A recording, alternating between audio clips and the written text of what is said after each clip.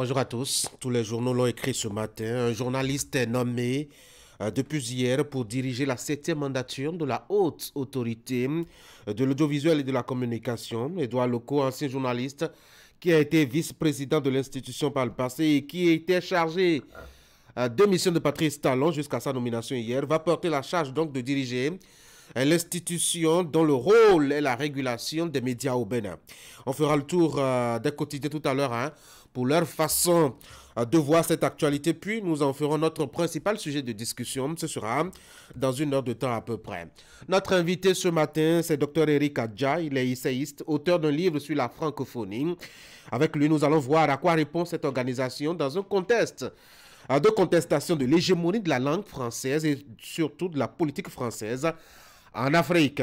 Vous aurez instant droit pour évoquer cette situation assez confuse sur les côtes du Bénin. Un navire sorti de nulle part avec 2000 tonnes de carburant et qui a accosté à Fitrocé, un quartier de la capitale économique du Bénin.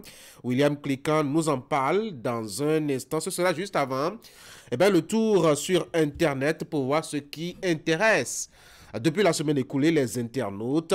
On fera le point donc avec Florence Bossa. Bienvenue à tous.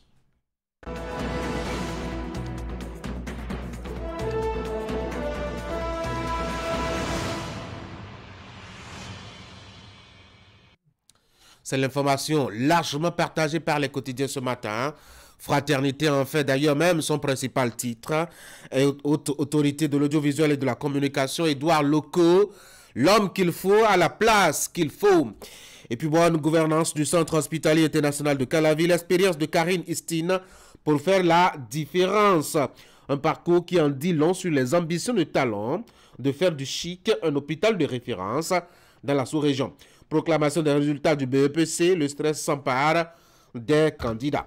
Nous voici avec Matin Libre, décès d'un détenu en griffe politique, APB, le silence qui frise l'indifférence. Où sont les organisations de défense des droits de l'homme? S'est interrogé le quotidien. Et puis haute autorité de l'audiovisuel et de la communication HAC, Édouard Loko, nouveau président. Voici la boussole. Édouard Loko, président de la HAC, 7e mandature. Une chance pour la mise en œuvre des réformes dans la presse béninoise. BPC unique, BPC session unique de juillet 2024.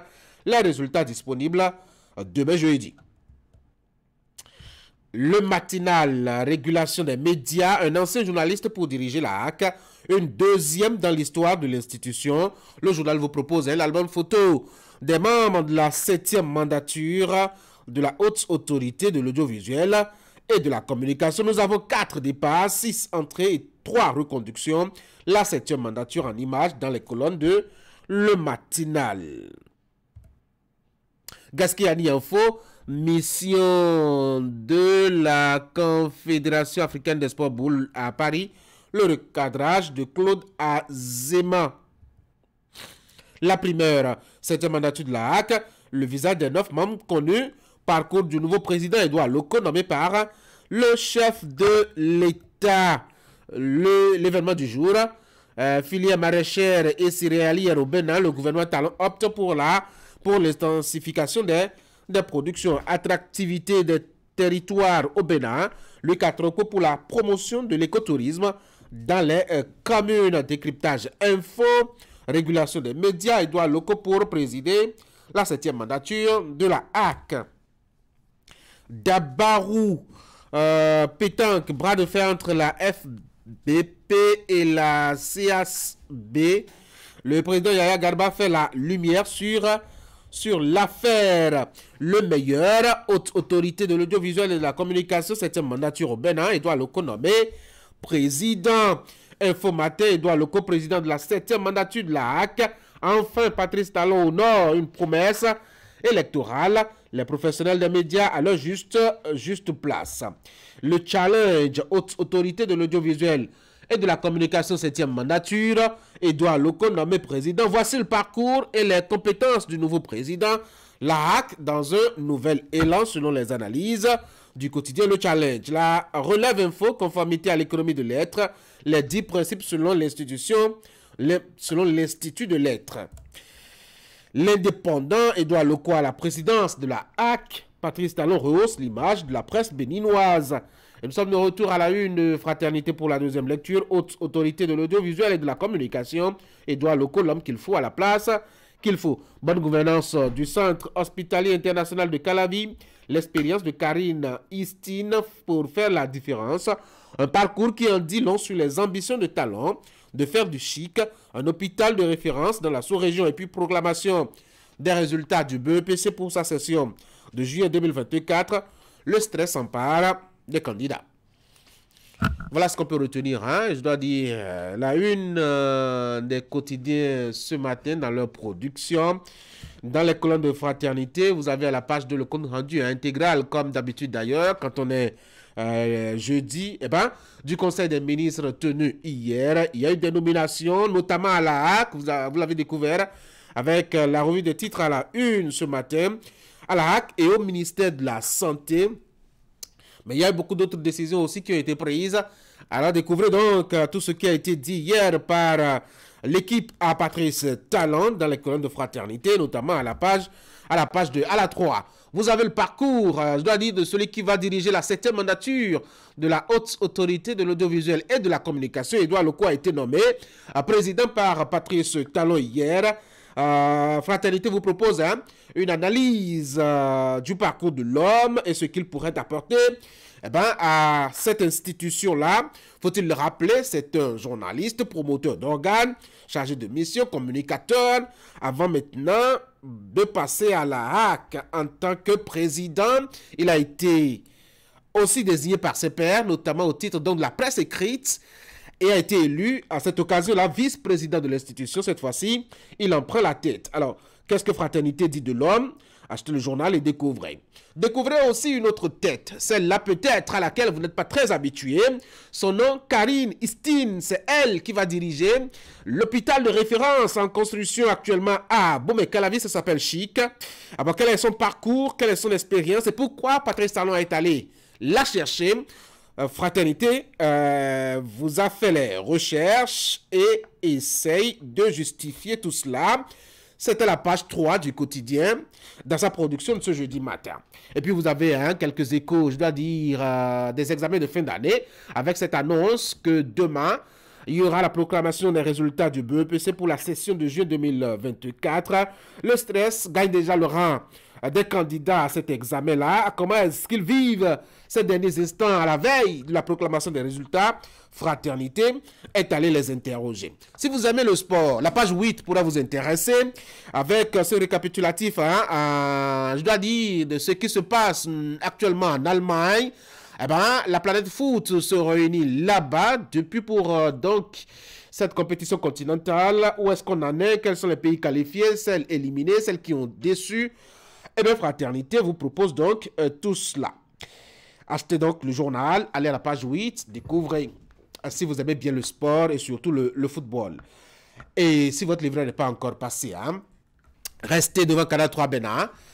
Tout à l'heure, Ali Moumouni va passer par ici, par Ali Moumouni. En tout cas, pour le point de l'actualité des sports, Candide Rouetto plutôt, va passer par ici donc pour nous dire ce qu'on peut retenir des sports d'hier à ce matin. En attendant, voici donc l'actualité telle que relayée par les caméras et micros de Canal 3 Bénin. Sur l'Actu Matin, la session s'appelle le bulletin de l'information. À la présentation ce matin, Ingrid Day. Ingrid, bonjour. Bonjour Tanguy et bien bonjour à tous. Dans les titres de votre bulletin d'information que vous aurez à nous présenter ce matin, on aura les images du ministre en charge de l'agriculture et le porte-parole du gouvernement qui ont apporté des clarifications sur le programme spécial d'intensification des productions maraîchères et céréalières en République du Bénin, un programme adopté par le Conseil des ministres en sa séance du mercredi 3 juillet 2024, c'est-à-dire hier. Vous les entendrez dans un instant. Le commissaire-major Eric Oru Yirima était lui aussi face à la presse pour apporter quelques clarifications sur une rumeur qui circule sur les réseaux sociaux, une rumeur selon laquelle l'épouse et la belle-sœur du général du directeur général de la police républicaine serait mêlée à une affaire de commerce illicite de médicaments contrefaits. L'information a été démentie par le porte-parole de la police républicaine. C'était hier devant les hommes des médias. Voici le bulletin.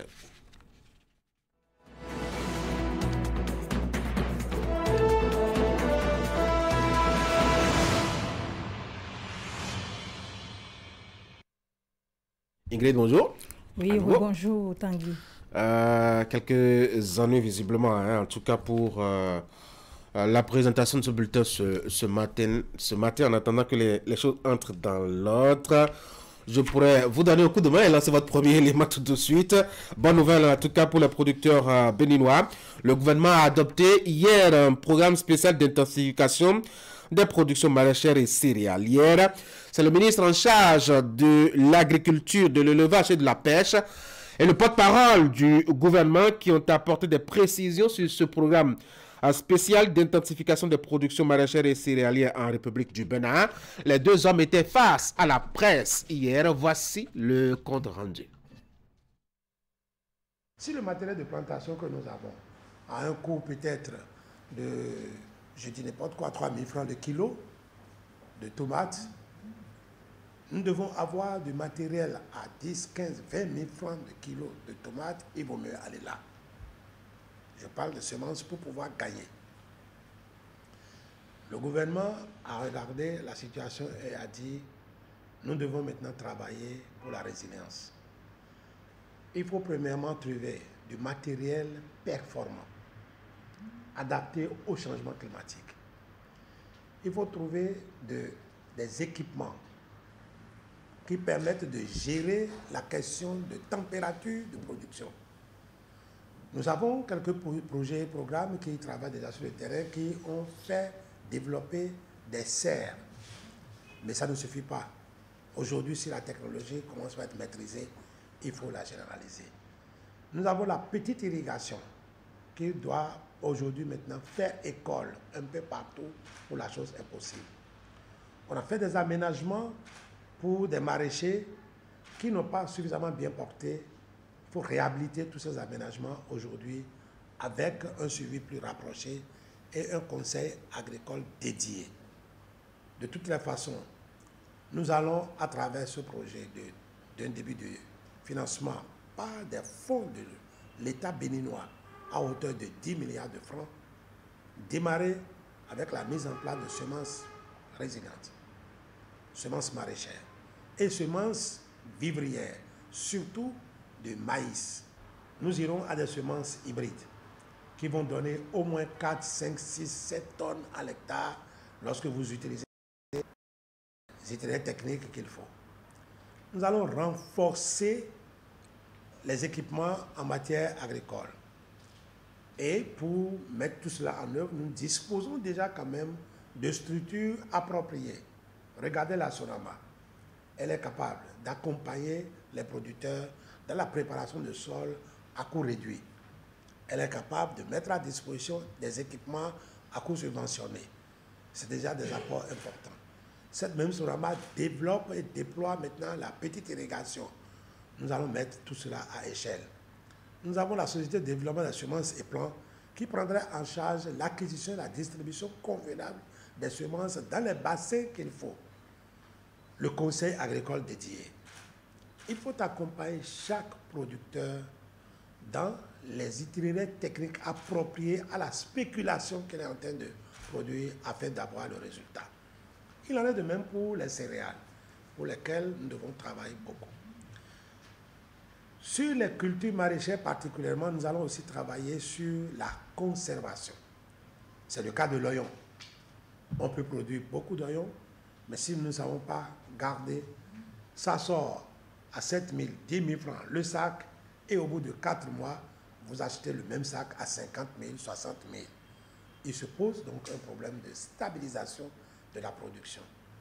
Le projet d'intensification de la production maraîchère et céréalière vise à régler ces détails-là. Au fur et à mesure que ce programme sera mis en œuvre et que les ressources arriveraient à manquer, l'État béninois souverain entend mettre la main à la poche pour renforcer notre capacité à produire.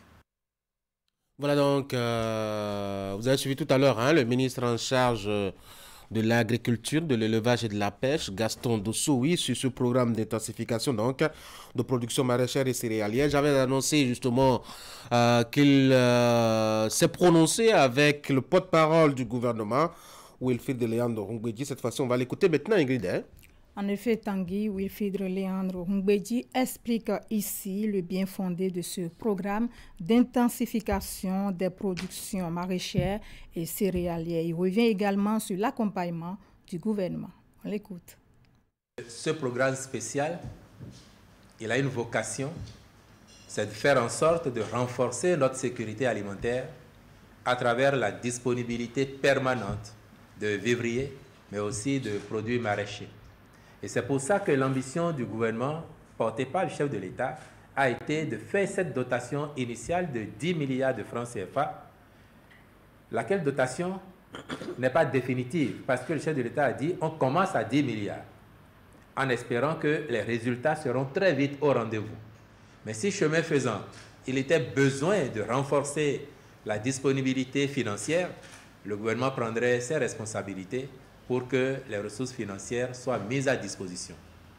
Il faut comprendre que ce programme spécial fera forcément du bien à nos producteurs de vivriers et aussi aux producteurs de maraîchers, parce qu'on connaît leurs difficultés.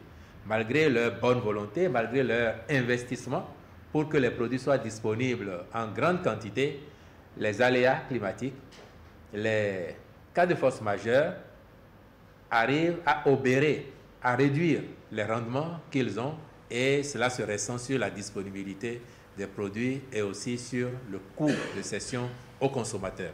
Donc, in fine, c'est le consommateur lui-même qui est avantagé par ce programme spécial dont les résultats visent forcément à faire que le consommateur ait le produit, mais qu'il l'ait à prix compétitif. C'est ça la philosophie de ce programme spécial pour booster la production de céréales et de produits maraîchers. On a cité quelques exemples et le ministre a eu raison de vous dire que tout le territoire national est concerné par ce programme. Et donc, nous espérons que sa mise en œuvre diligente, parce qu'il faut noter aussi que le Conseil a demandé au ministre de l'Agriculture de prendre toutes les dispositions pour que la mise en œuvre se fasse diligemment et de façon efficiente. Donc, nous espérons qu'avec sa mise en œuvre, l'année prochaine, à pareil moment, nous commencerons à ressentir les effets positifs de ce programme spécial et les années d'après, nous les ressentirons davantage, de sorte qu'on stabiliserait durablement la qualité de la production, mais aussi la quantité de la production céréalière et maraîchère chez nous, au bénéfice des consommateurs. À suivre maintenant le démenti formel de la police républicaine au sujet de la supposée arrestation de l'épouse et de la belle-sœur du directeur général de la police républicaine dans une affaire de commerce illicite de médicaments contrefaits. Face à la presse, hier, le commissaire-major Éric Orou-Yerima a rendu public un communiqué pour rappeler à l'ordre les instigateurs de cette nouvelle, tout en exhortant les populations à faire preuve de prudence. On l'écoute. Depuis quelques jours, des individus de mauvaise foi font circuler sur les réseaux sociaux des propos mettant en cause la personne du directeur général de la police républicaine et ses proches parents. En effet, selon ces derniers, l'épouse et la belle-sœur du directeur général de la police républicaine seraient au cœur d'un commerce de produits pharmaceutiques contrefaits. Ce trafic, disent-ils, serait facilité par l'usage d'un véhicule de la police républicaine. La Direction générale de la police républicaine tient à apporter un démenti formel à ces allégations diffamatoires que colportent les initiateurs d'un tel message et leurs complices.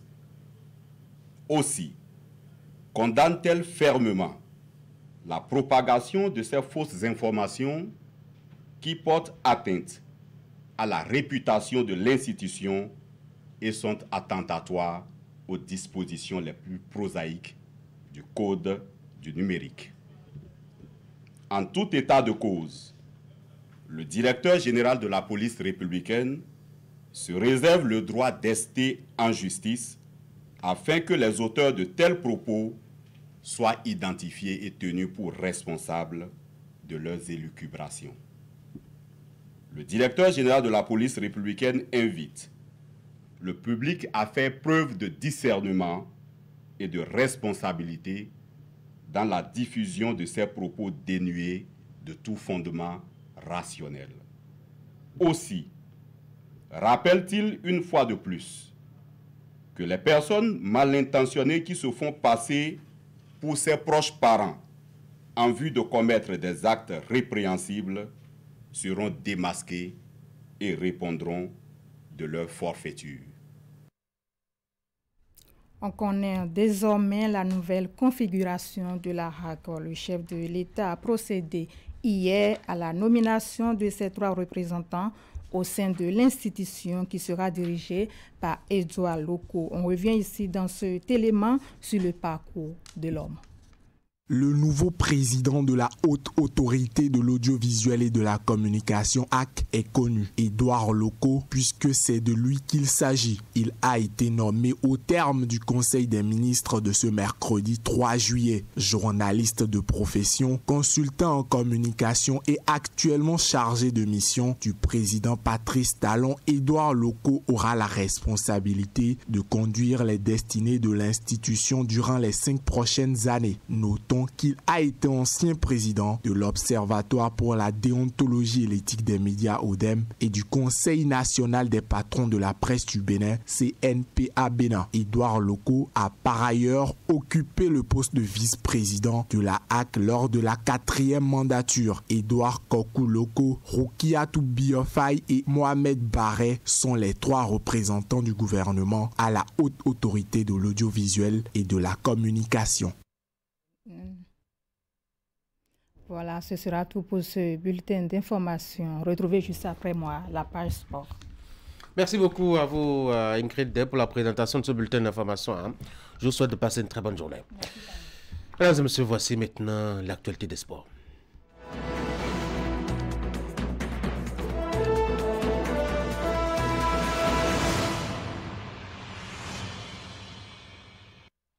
Candide Roueto, bonjour.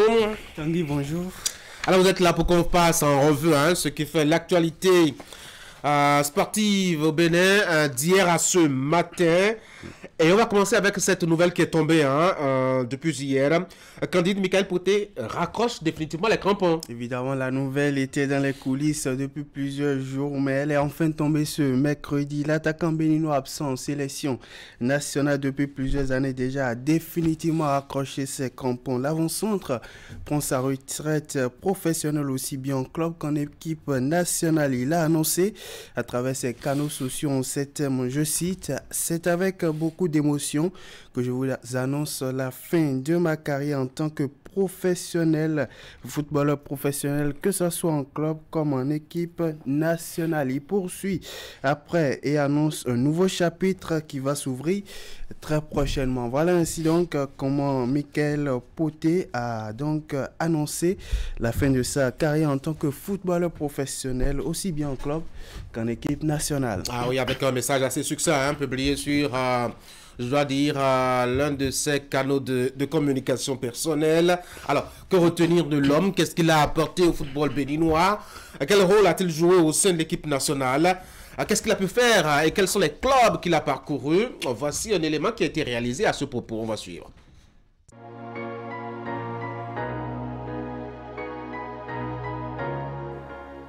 L'attaquant béninois Michael Poté est formé à Lyon, précisément à l'Académie Ménival FC, avant de rejoindre Grenoble Foot en 2003. C'est là qu'il démarre officiellement sa carrière professionnelle. Il dispute quelques matchs au sein de cette formation avant de rejoindre l'AS Cannes en National 2 au cours de la saison 2006-2007. Ici, il expose son savoir-faire avec un total de 9 buts inscrits en 31 matchs de championnat. Après cette expérience en National 2, le désormais ancien international béninois a entamé son périple de la parade des clubs, une parade qui a été fructueuse dans certains clubs et moins fructueuse dans d'autres. En 20 ans de carrière, Michael Poté a pris part Clermont Foot, l'OGC Nice, Le Mans, Andana Demisport, Apoel Nicosie, Bandimar Sport, Menemen Sport et dernièrement Karziaka à Namur. Michael Poté tout au long de sa carrière a remporté 4 fois le titre de meilleur buteur de la saison, un titre de champion de D1 chypriote avec Apoel Nicosie au cours de la saison 2016-2017 et un titre de vice-champion de D2 turc couronné par la montée en Super League turque. L'avant-centre est l'un des 3 joueurs béninois qui ont disputé une phase finale de l'UEFA Champions League dans l'histoire. Pour sa participation, il a inscrit 2 buts, notamment contre le Borussia Dortmund, dont un en aller et un au retour. Michael Poté a inscrit tout au long de sa carrière 150 buts en 39 matchs en club, toutes compétitions confondues. L'avant-centre a été appelé en équipe nationale du Bénin pour la première fois en 2008, en 69 matchs disputés sous les couleurs nationales de son pays d'origine. L'avant-centre totalise 10 réalisations. Il compte 2 participations à une Coupe d'Afrique des Nations avec les Écureuils d'alors devenus aujourd'hui Guépards du Bénin, notamment en 2010 et en 2019 où ils ont atteint les quarts de finale en Égypte. Au cours de la CAN 2019, il contribue grandement à la qualification historique du Bénin. Ceci grâce notamment au premier match de poule lors du match Bénin-Ghana où il a été auteur d'un doublé, établissant ainsi un nouveau record pour le football béninois, celui du premier joueur béninois à inscrire un doublé lors d'une phase finale de la Coupe d'Afrique des Nations.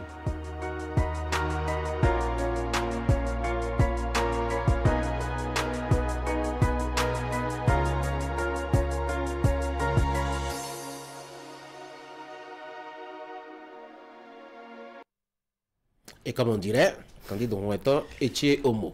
Évidemment, une page se ferme pour Michael Poté, une nouvelle va s'ouvrir. Il a d'ailleurs annoncé un nouveau chapitre qui va très prochainement s'ouvrir pour l'attaquant béninois. On espère vivement, sinon, il avait déjà commencé même en activité, il a créé un centre de formation, Académie Poté. Il participe un peu à la formation des jeunes, etc. On espère qu'il va s'en occuper personnellement surtout et faire avancer ce centre, afin de contribuer justement à la qualité des joueurs béninois qui se forment surtout à ASL Bénin, à une bonne place sur l'échiquier footballistique continental, pourquoi pas international. Allez, on va continuer à parler de football. Les 48 nations qui vont disputer les éliminatoires de la Coupe d'Afrique des Nations 2025 seront fixées.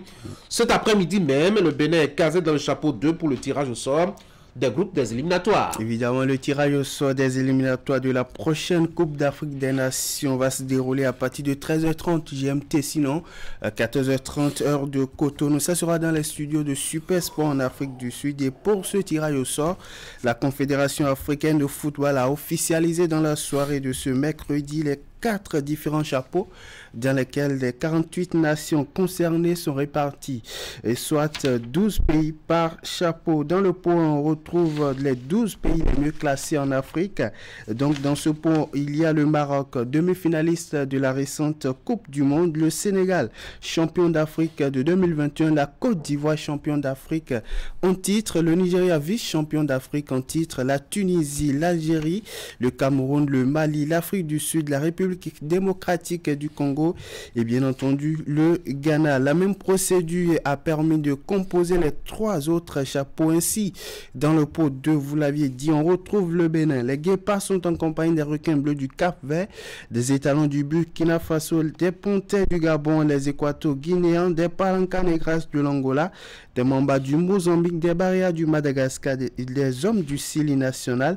Dans ce pot, on retrouve également le Nzalang national, l'Ouganda, la Zambie et bien entendu la Namibie. Dans le 3e pot, il y a le Kenya, la Mauritanie, le Congo-Brazzaville, la Tanzanie, la Guinée-Bissau, la Libye, les Comores, le Togo, le Soudan, la Sierra Leone, le Malawi et bien entendu la République centrafricaine. Dans le dernier pot, il y a le Niger, le Zimbabwe, le Rwanda, la Gambie, le Burundi, le Libéria, l'Éthiopie, le Botswana, le Lesotho, l'Eswatini, le Soudan du Sud et bien entendu le Tchad. 12 groupes de 4 équipes seront constitués au thème du tirage au sort. Le Maroc, pays hôte, est d'ores et déjà qualifié pour la phase finale de la prochaine Coupe d'Afrique des Nations. Allez, on va passer au-delà des limites du continent pour parler de la troisième et dernière journée. Sinon, toujours sur le continent, évidemment. Quelle actualité autre? Évidemment, la COSAFA Cup qui regroupe les équipes de l'Afrique australe pour cette année, la troisième et dernière journée de la COSAFA Cup. Après fin ce mercredi, dans les différents groupes, les équipes qualifiées pour les demi-finales sont connues. Dans le groupe A, l'Afrique du Sud s'est imposée à l'Eswatini par un score d'1-0. Le Mozambique a étrillé le Botswana par un score de 3-1. Dans le groupe B, les Comores ont disposé de la Zambie par un score étriqué d'1-0. Le Kenya a dompté le Zimbabwe par un score de 2-0. Dans le groupe C, l'Angola a pris le meilleur sur le Lesotho par un score de 3-1. Même score pour la victoire de la Namibie devant les Seychelles. Donc à l'issue de la phase des groupes dans ces trois différentes poules, les 4 pays qualifiés pour les demi-finales sont entre autres les Comores, l'Angola, le Mozambique et bien entendu la Namibie. On va changer de discipline. Maintenant, on va parler de taekwondo. Évidemment, on va parler de taekwondo, ce sport martial où la Fédération béninoise de taekwondo amorce la promotion de la discipline au Bénin en initiant le week-end écoulé un programme dénommé Taekwondo Training Camp. Les 28, 30, 29 et 30 s'est déroulé dans 3 ligues départementales de cette fédération. Un camp d'affûtage à l'endroit de leurs différents athlètes. Il s'agit des ligues du littoral de l'Atlantique et celle de Borgour à Libori. Ceci en vue des prochaines compétitions de taekwondo et bien entendu le championnat. L'objectif est bien sûr de préparer les athlètes taekwondoïstes avant les joutes officielles. Ces 3 différentes ligues départementales de la Fédération béninoise de taekwondo ont soumis leurs athlètes au Kyorugu, entendez techniques de combat et au Pomse au cours de cette première phase. La deuxième phase de ce training camp qu'organise la Fédération béninoise de taekwondo va se tenir les 12, 13 et 14 juillet prochains. Elle prend en compte les ligues régionales Mono, Kufozu, Colline, Ouémé, Plateau, Atakora et bien entendu Donga. On reste toujours à la Fédération béninoise de taekwondo Tanguy. Un séminaire de formation en arbitrage est organisé du 5 au 7 juillet prochain. Ce séminaire prévu se dérouler au siège de la fédération est ouvert aux arbitres, aux athlètes et bien entendu aux coachs. Occasion pour la fêtière du taekwondo au Bénin de former de nouveaux arbitres et de renforcer les capacités des arbitres déjà formés. Une manière pour elle d'entamer la préparation des différents acteurs pour le championnat national qui pointe à l'horizon. Le séminaire sera animé par l'ESPER Engelbert Agboton. Il est arbitre international saint-unois, 6e dans le séminaire sera meublé du règlement d'arbitrage, des gestuels, des vidéos replays et bien entendu des aides au coach. Tanguy, ça sera tout pour les sports de ce matin. Ah oui, merci beaucoup à vous candidats pour donc ce tour d'horizon de l'actualité des sports. La fraternité, comme je l'ai annoncé, vous avez quand même les échos, je dois dire, de l'Euro qui se déroule actuellement en Allemagne. À partir de demain, c'est l'étape des quarts de finale. Et justement, Fraternité qui propose des analyses par rapport à chacune des 4 rencontres prévues à cet effet. On a déjà un choc sur raté entre l'Espagne et l'Allemagne. Ça se jette déjà des pics depuis quelques jours à ce sujet. Évidemment, ça sera forcément la rencontre de la plus grosse, évidemment, des quarts de finale. Mais il y a un certain France-Portugal que Fraternité pense que ça va être très très endormant. Il faut prendre un anti-sommeil pour ne pas dormir apparemment. En tout cas, c'est l'analyse de Fraternité par rapport à cette affiche. Vous en pensez quoi? Quand on prend une équipe comme la France qui n'a pratiquement pas marqué tout au long de la compétition, enfin jusqu'à l'heure actuelle dans la compétition. Et Mbappé a marqué un penalty. Un penalty, ça c'est différent qu'un but composé, évidemment composé, réalisé dans la rencontre. Quand on prend cette équipe de la la France qui n'a vraiment pas produit grande chose jusqu'à cette étape de la compétition, et le Portugal qui a été battu pour sa dernière sortie des phases de groupe par la Géorgie, et puis après en huitième de finale a été malmené par la Slovénie et a amené jusqu'à l'étape fatidique des tirs au but. On a même eu ce penalty manqué par Cristiano, et puis après avec ses pleurs qui ont inondé le stade. Petit enfant. Évidemment, et puis après à la séance des tirs au but, la Slovénie ne pouvait que s'en prendre à elle-même, puisqu'il y a eu 3 penaltys manqués, et puis après le Portugal s'en est sorti indemne. Cette affiche, ça sera forcément plus ou moins endormante, comme l'a dit Fraternité. Ma foi, c'est une belle analyse. J'attends de voir en tout cas une rencontre comme Angleterre-Suisse pour voir ce que ça va donner. C'est vrai que on pourrait penser justement que la Suisse part moins favorite, en tout cas moins... Mais quand en face, il y a une équipe des freelances de l'Angleterre qui ont démontré de quoi ils étaient capables jusqu'à l'étape actuelle de la compétition. Ils sont restés peu convaincants aussi. Hein? Peu convaincants, mais pour leur dernière sortie, enfin, notamment en 8e de finale, ils ont été malmenés, certes, mais ils ont démontré en fin de partie qu'ils étaient quand même capables de produire quelque chose, qu'ils étaient venus pour quand même essayer de jouer le rôle de la compétition, le rôle du tableau de la compétition. Et là, on a vu un Harry Kane et puis un Jude Bellingham, des grands moments qui ont permis à l'Angleterre de se qualifier pour la prochaine étape de la compétition. On va attendre de voir ce qu'ils vont produire face aux Suisses qui ont été constants tout au long. Très solidaires aussi depuis le début de la compétition jusqu'à l'étape actuelle. De toute façon, les quarts de finale nous réservent assez de surprises. C'est à partir de demain en tout cas pour cette étape donc de la compétition. J'ai toujours dit que la meilleure affiche pour la finale de cet Euro, ce sera une certaine Allemagne-Angleterre. On va attendre de voir. On verra bien ce que ça va donner en tout cas dans les jours à venir. Candide, bonne journée. Merci, pareil à vous. Merci. Mesdames et messieurs, voici notre invité ce matin.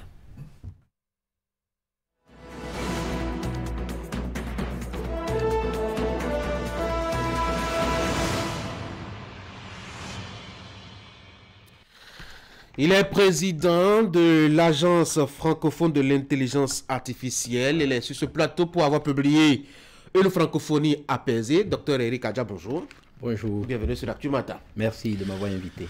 Alors, vous avez écrit sur la francophonie. C'est vrai que vous êtes resté dans le SIA, dans l'environnement depuis un bon bout de temps maintenant. Hein?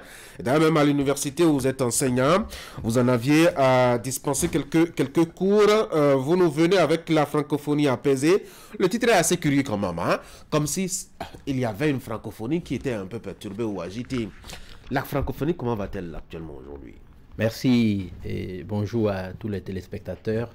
En effet, l'espace francophone, comme nous le savons, est constitué de 300 millions de locuteurs, 88 États membres et aujourd'hui, avec un certain nombre d'institutions, dont la principale est l'Organisation internationale de la francophonie, avec une galaxie d'autres institutions comme l'Assemblée parlementaire de la francophonie, en charge de l'animation des députés francophones dans le monde, l'Association des maires francophones, qui est très active et qui aide beaucoup dans la coopération décentralisée, la chaîne francophone TV5 Monde, l'Université Senghor d'Alexandrie.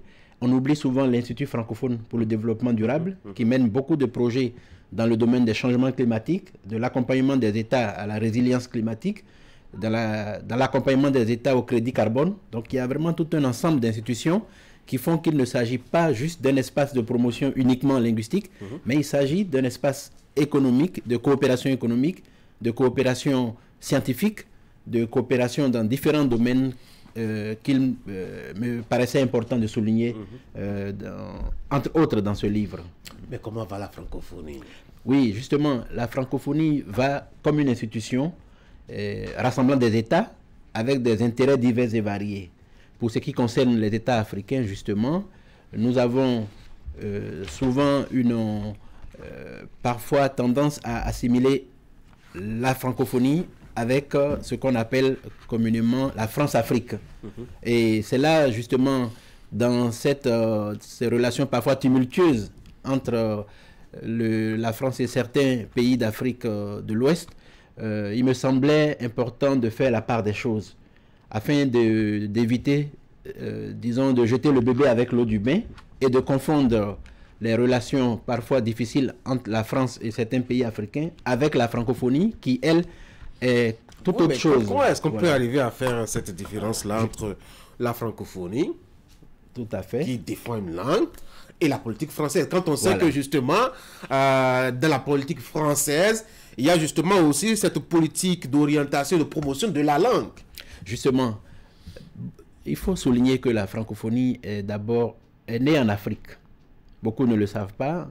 En mars 1970, ce sont des chefs d'État africains, notamment le président Senghor, avec ses homologues Amani Diori du Niger, avec son homologue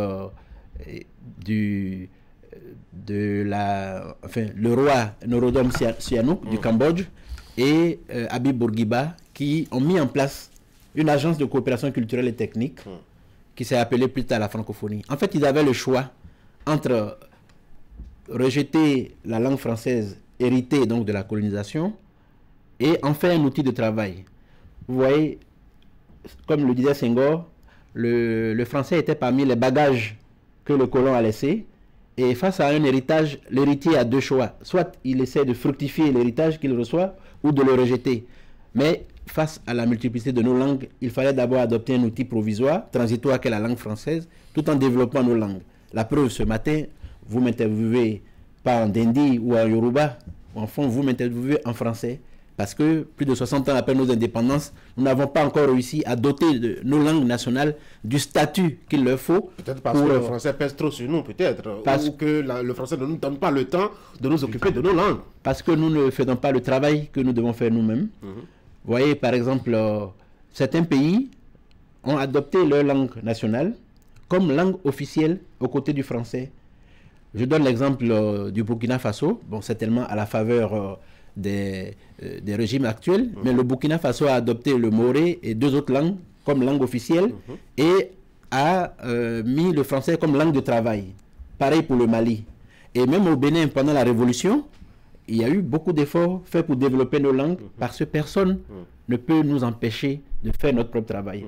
Parfois, nous avons un peu la tendance au bouc émissaire. Et il me semble que dans les réformes qui sont en cours, une réforme linguistique ferait du bien à notre pays pour doter nos langues, les principales, du statut de langue officielle, au même rang que le français. Et là, aucun pays au monde ne peut nous empêcher de le faire. Donc, il y a vraiment une vraie politique linguistique à mettre en place dans nos pays. Et paradoxalement, la révolution en a beaucoup fait pour nos langues que les régimes qui se sont succédés en démocratie. Et c'est important de le souligner. Et justement, parler de francophonie apaisée, c'est parler de la responsabilité que les États francophones eux-mêmes ont à faire vis-à-vis de leur langue et vis-à-vis justement de ce qu'ils peuvent gagner dans cet espace linguistique, mais aussi qui est un espace économique, 300 millions de consommateurs potentiels. C'est important de pouvoir en faire une politique que j'appellerais avisée, une politique que j'appellerais volontariste, parce qu'il ne s'agit pas d'une imposition de langue. La France a ses propres problèmes aujourd'hui, l'actualité le montre bien. Donc il s'agit de profiter de ce reflux pour justement affirmer nos positions et faire en sorte que nos pays bénéficient de cet espace à travers la coopération, ce que j'appelle multilatérale, multipolaire, parce que la francophonie, comme je le dis, ce n'est pas que la France, c'est aussi la Belgique, c'est aussi la Suisse à côté, c'est aussi le Canada, le Québec, c'est aussi beaucoup d'autres espaces. Certains ne savent pas d'ailleurs que les États-Unis, un État des États-Unis est membre de la francophonie. Par exemple, la Louisiane, qui est un État où la langue française se parle aisément en plein États-Unis. Donc, il y a des coopérations multiformes. Des pays insoupçonnés, membres de cet espace, peuvent être des partenaires potentiels pour nous. Et l'on oublie aussi que le plus grand pays francophone au monde actuellement n'est pas la France. Vous savez, c'est le Congo-Kinshasa qui regroupe le plus grand nombre de locuteurs francophones au monde. Donc, le centre de gravité de la francophonie, en fait, s'est déplacé depuis longtemps de la France vers l'Afrique, notamment l'Afrique centrale. Donc, il y a des réalités statistiques que j'avais voulu indiquer dans ce livre, des réalités scientifiques, pour démontrer qu'au-delà des opinions, au-delà de ce qui circule dans les réseaux sociaux, des analyses objectives permettent de relativiser les choses, de ne pas jeter le bébé avec l'eau du bain, et de pouvoir voir qu'est-ce que nos pays peuvent, de quoi nos pays peuvent bénéficier, profiter de ces espaces pour nos économies, pour nos cultures et pour notre jeunesse, qui peut aussi effectivement bénéficier de beaucoup de bourses d'études et de possibilités de création d'emplois, d'entreprises, à travers des programmes de renforcement de leurs capacités. On ne peut pas se passer, en tout cas, totalement. On ne peut pas ignorer totalement ce qui se dit sur les réseaux sociaux, notamment pour ce qui concerne la langue et la francophonie, étant donné que, du point de vue géopolitique, on a quand même une réalité en face et un contexte qui est là. Les jeunes sont de plus en plus contestataires de la langue, contestataires de la politique française en Afrique. Est-ce que ça ne nuit pas gravement justement à la francophonie, d'ailleurs en alimentant cette confusion-là? Oui, justement. Et c'est le travail des intellectuels africains, c'est le travail des Africains eux-mêmes de faire ce distinguo et de savoir faire la part des choses. Il faut écouter cette jeunesse qui non seulement conteste disons ce qui est l'ordre établi, mais aussi a besoin d'autres choses. Et c'est pourquoi il faut donner une réponse à cette soif de la jeunesse. Et c'est à travers justement, non seulement les politiques publiques, à travers les réformes, donc j'en appelle à vraiment une vraie réforme linguistique, du statut de nos langues aux côtés de la langue française, mais aussi à créer des outils techniques. Et c'est heureux de souligner qu'il y a à peine une semaine, une cinquantaine de langues africaines ont été admises dans Google Traduction, dont une langue béninoise, le fond. Oui. Donc, il faudrait poursuivre ces efforts pour que la plupart des langues béninoises se retrouvent justement dotées d'outils, de lexique, dotées donc de technologies et puissent être présentes sur Internet, sur l'intelligence artificielle. C'est là un des enjeux. Parce qu'avec l'intelligence artificielle, on peut aujourd'hui créer de façon beaucoup plus automatisée des dictionnaires, de traduction automatique, des lexiques, pour permettre à nos langues d'acquérir la richesse lexicale et syntaxique dont elles ont besoin pour exister dans le monde actuel. Donc les enjeux sont aussi techniques et il faut investir massivement, créer ce qu'on appelle des industries de la langue à travers des financements. Et là, les enjeux sont concrets. Il ne s'agit pas d'idéologie, de combat d'arrière-garde. Mais il faut faire le combat aussi idéologique, il faut faire le combat politique aussi. Justement. Parce que la posture de la France aujourd'hui n'aide pas du tout la francophonie en Afrique. Et pour le faire, il faut des informations, il faut des données, il faut des arguments. Et le livre y contribue. Le livre contribue à donner des informations chiffrées pour justement avoir les armes, les outils de mener le combat idéologique. Mais en le menant, il faut savoir quelles sont les cibles. Et les cibles, c'est surtout aujourd'hui de créer de nouvelles idées, créer ce que j'ai appelé aussi la francophonie du vivre ensemble, créer les conditions de pouvoir faire de la créativité une possibilité de mise en place d'avenir pour la jeunesse. Donc ce combat ne doit pas être contre un pays ou contre un espace, mais doit être pour l'avenir, pour créer en fait des conditions de vivre ensemble pour nos pays en fait. Et l'actualité aujourd'hui montre que la situation de la France peut être une chance aussi pour les pays africains de s'affirmer, d'affirmer leur chemin. Et surtout, vous savez, dans les années 45, après la Seconde Guerre mondiale, les difficultés des pays européens ont permis aux Africains de pouvoir aller vers l'autonomisation, vers l'autodétermination. Donc, pareil pour aujourd'hui, pouvoir aller vers un certain développement avec plusieurs partenaires, ce que j'appelle un développement multipolaire. C'est important de voir où nous voulons aller et quelles ressources nous dotons nos propres langues pour pouvoir aller vers cette mondialisation qui aujourd'hui fait le quotidien de nos pays. Quand je vous écoute, vous êtes très confiant en l'avenir de la francophonie.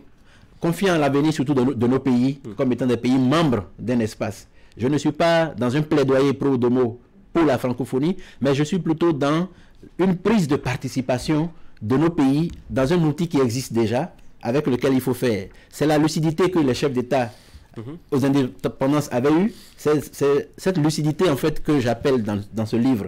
Au lieu de francophonie apaisée, j'aurais pu intituler le livre « Une francophonie lucide ». Donc c'est un message de lucidité. Vous dites, nous avons un espace de 88 États membres qui donne des opportunités économiques, des opportunités d'échange entre chefs d'entreprise, des opportunités de bourse et d'entrepreneuriat pour les jeunes. Profitons-en. Mettons-en aussi un peu l'attention nécessaire au-delà des préjugés afin d'en faire bénéficier nos jeunes, surtout la formation professionnelle. Il y a aujourd'hui de grandes opportunités d'écoles professionnelles pour les jeunes. Même si c'est dans la langue française, nous pouvons le faire, bien sûr, à côté d'opportunités dans la langue anglaise ou dans d'autres langues, parce que c'est aussi le plurilinguisme qu'il faut valoriser. Il ne s'agit pas juste de valoriser une seule langue. L'espace francophone contient même en lui-même plusieurs langues. Donc, il ne s'agit pas d'un plaidoyer, disons, aveugle de l'espace francophone, mais plutôt d'un plaidoyer de la responsabilité politique de nos pays de prendre leur place dans cet espace qui offre des opportunités. Eric Adja, président de l'agence francophone de l'intelligence artificielle. Hein. Ça fait combien d'anps, l'intelligence artificielle, enfin l'agence francophone de l'intelligence artificielle? Ah bon? Ça fait quoi, cette agence? Oui, c'est une agence qui, justement, promeut la place de nos pays dans l'IA, la formation. Qu'est-ce que l'intelligence artificielle? C'est ni plus ni moins que de l'informatique, mais augmenter des données, augmenter de possibilités aujourd'hui de faire de très grandes opérations de traitement d'informations. Si nous ne prenons pas ce virage, nous risquons de rester à quai. Et le train de l'IA est en train de partir. Donc, l'objectif de l'agence que je préside, c'est non seulement de former, c'est de sensibiliser les États membres, les décideurs, aux enjeux transformateurs de l'IA pour l'économie, pour l'emploi, pour l'avenir. L'intelligence artificielle est aujourd'hui dans tous les domaines. Donc, c'est important que nos pays puissent se saisir de ces opportunités. C'est une des raisons aussi de notre action à la tête de cette agence. La formation surtout, hein, parce que en tout cas les pays africains ont tendance à se faire traîner de ce tourbillon de développement de la technologie aussi. Docteur Eric Adja, merci beaucoup d'être venu sur Actu Matin. Je rappelle que vous avez publié Une francophonie apaisée récemment. Le lancement officiel a été effectué la semaine écoulée à Cotonou. Vous êtes basé à Paris, hein, c'est ça? Tout à fait. Merci d'être rentré lancer ce livre-là à Cotonou. Vous êtes président de l'agence francophone de l'intelligence artificielle. Merci d'être passé par ici. Merci de m'avoir invité. Bonne journée. Merci. Mesdames et messieurs, on va faire maintenant le point de l'actualité sur Internet.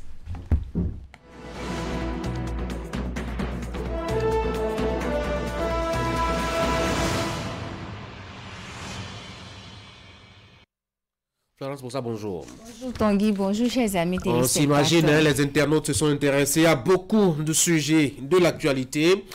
Et on peut s'imaginer encore aussi qu'ils ont parlé de l'ANIP et de son actualité depuis quelques jours.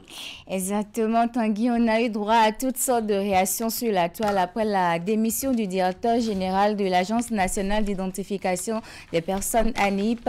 Certains internautes se sont tout simplement réjouis. D'autres, par contre, restent perplexes et s'interrogent sur ce départ à la limite imprévisible. Les internautes se sont également intéressés à la crise Bénin-Niger dont ils suivent de près les détails. Suivez leur réaction.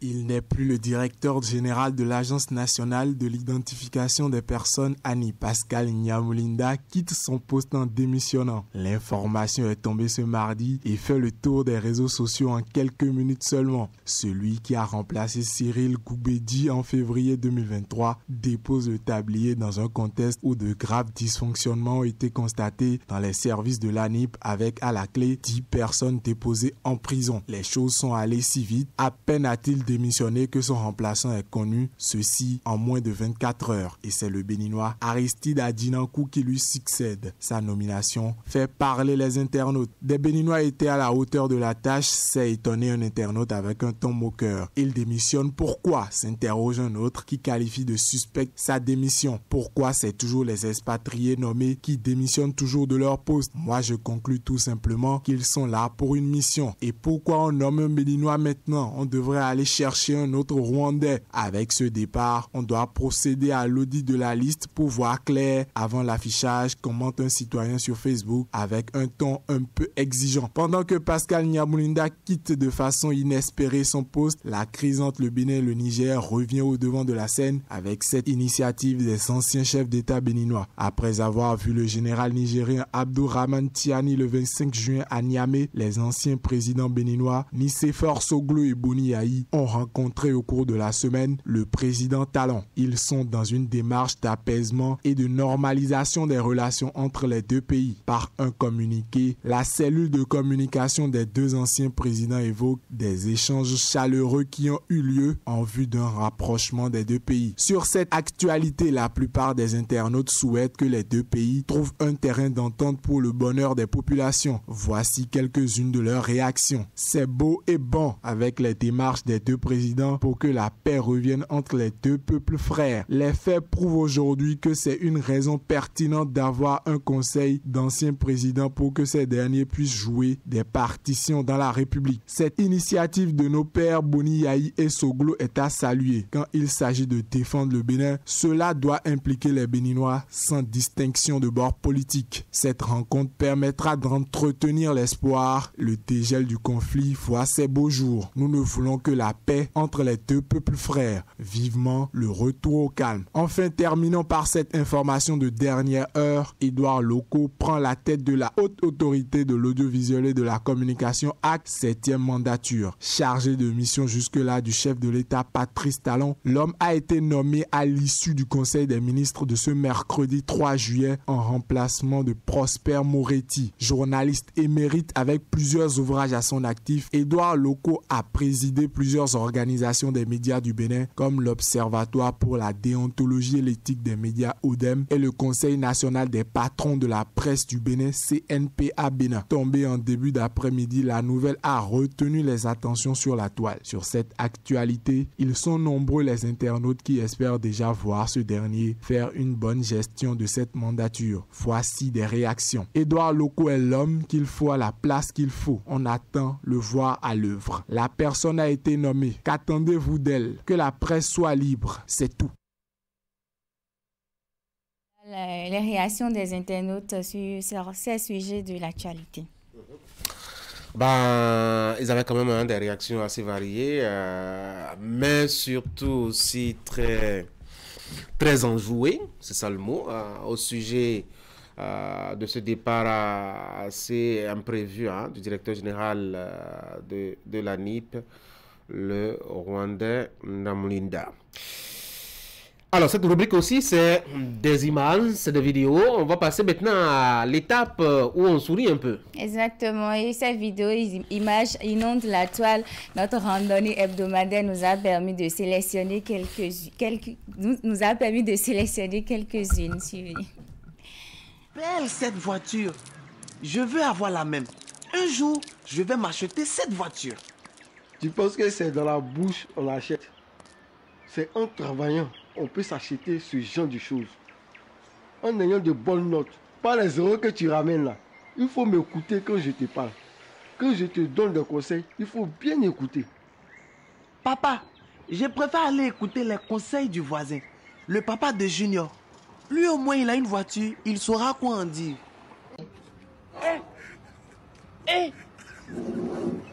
Aujourd'hui aussi c'est un autre jour. Le monde part en couille.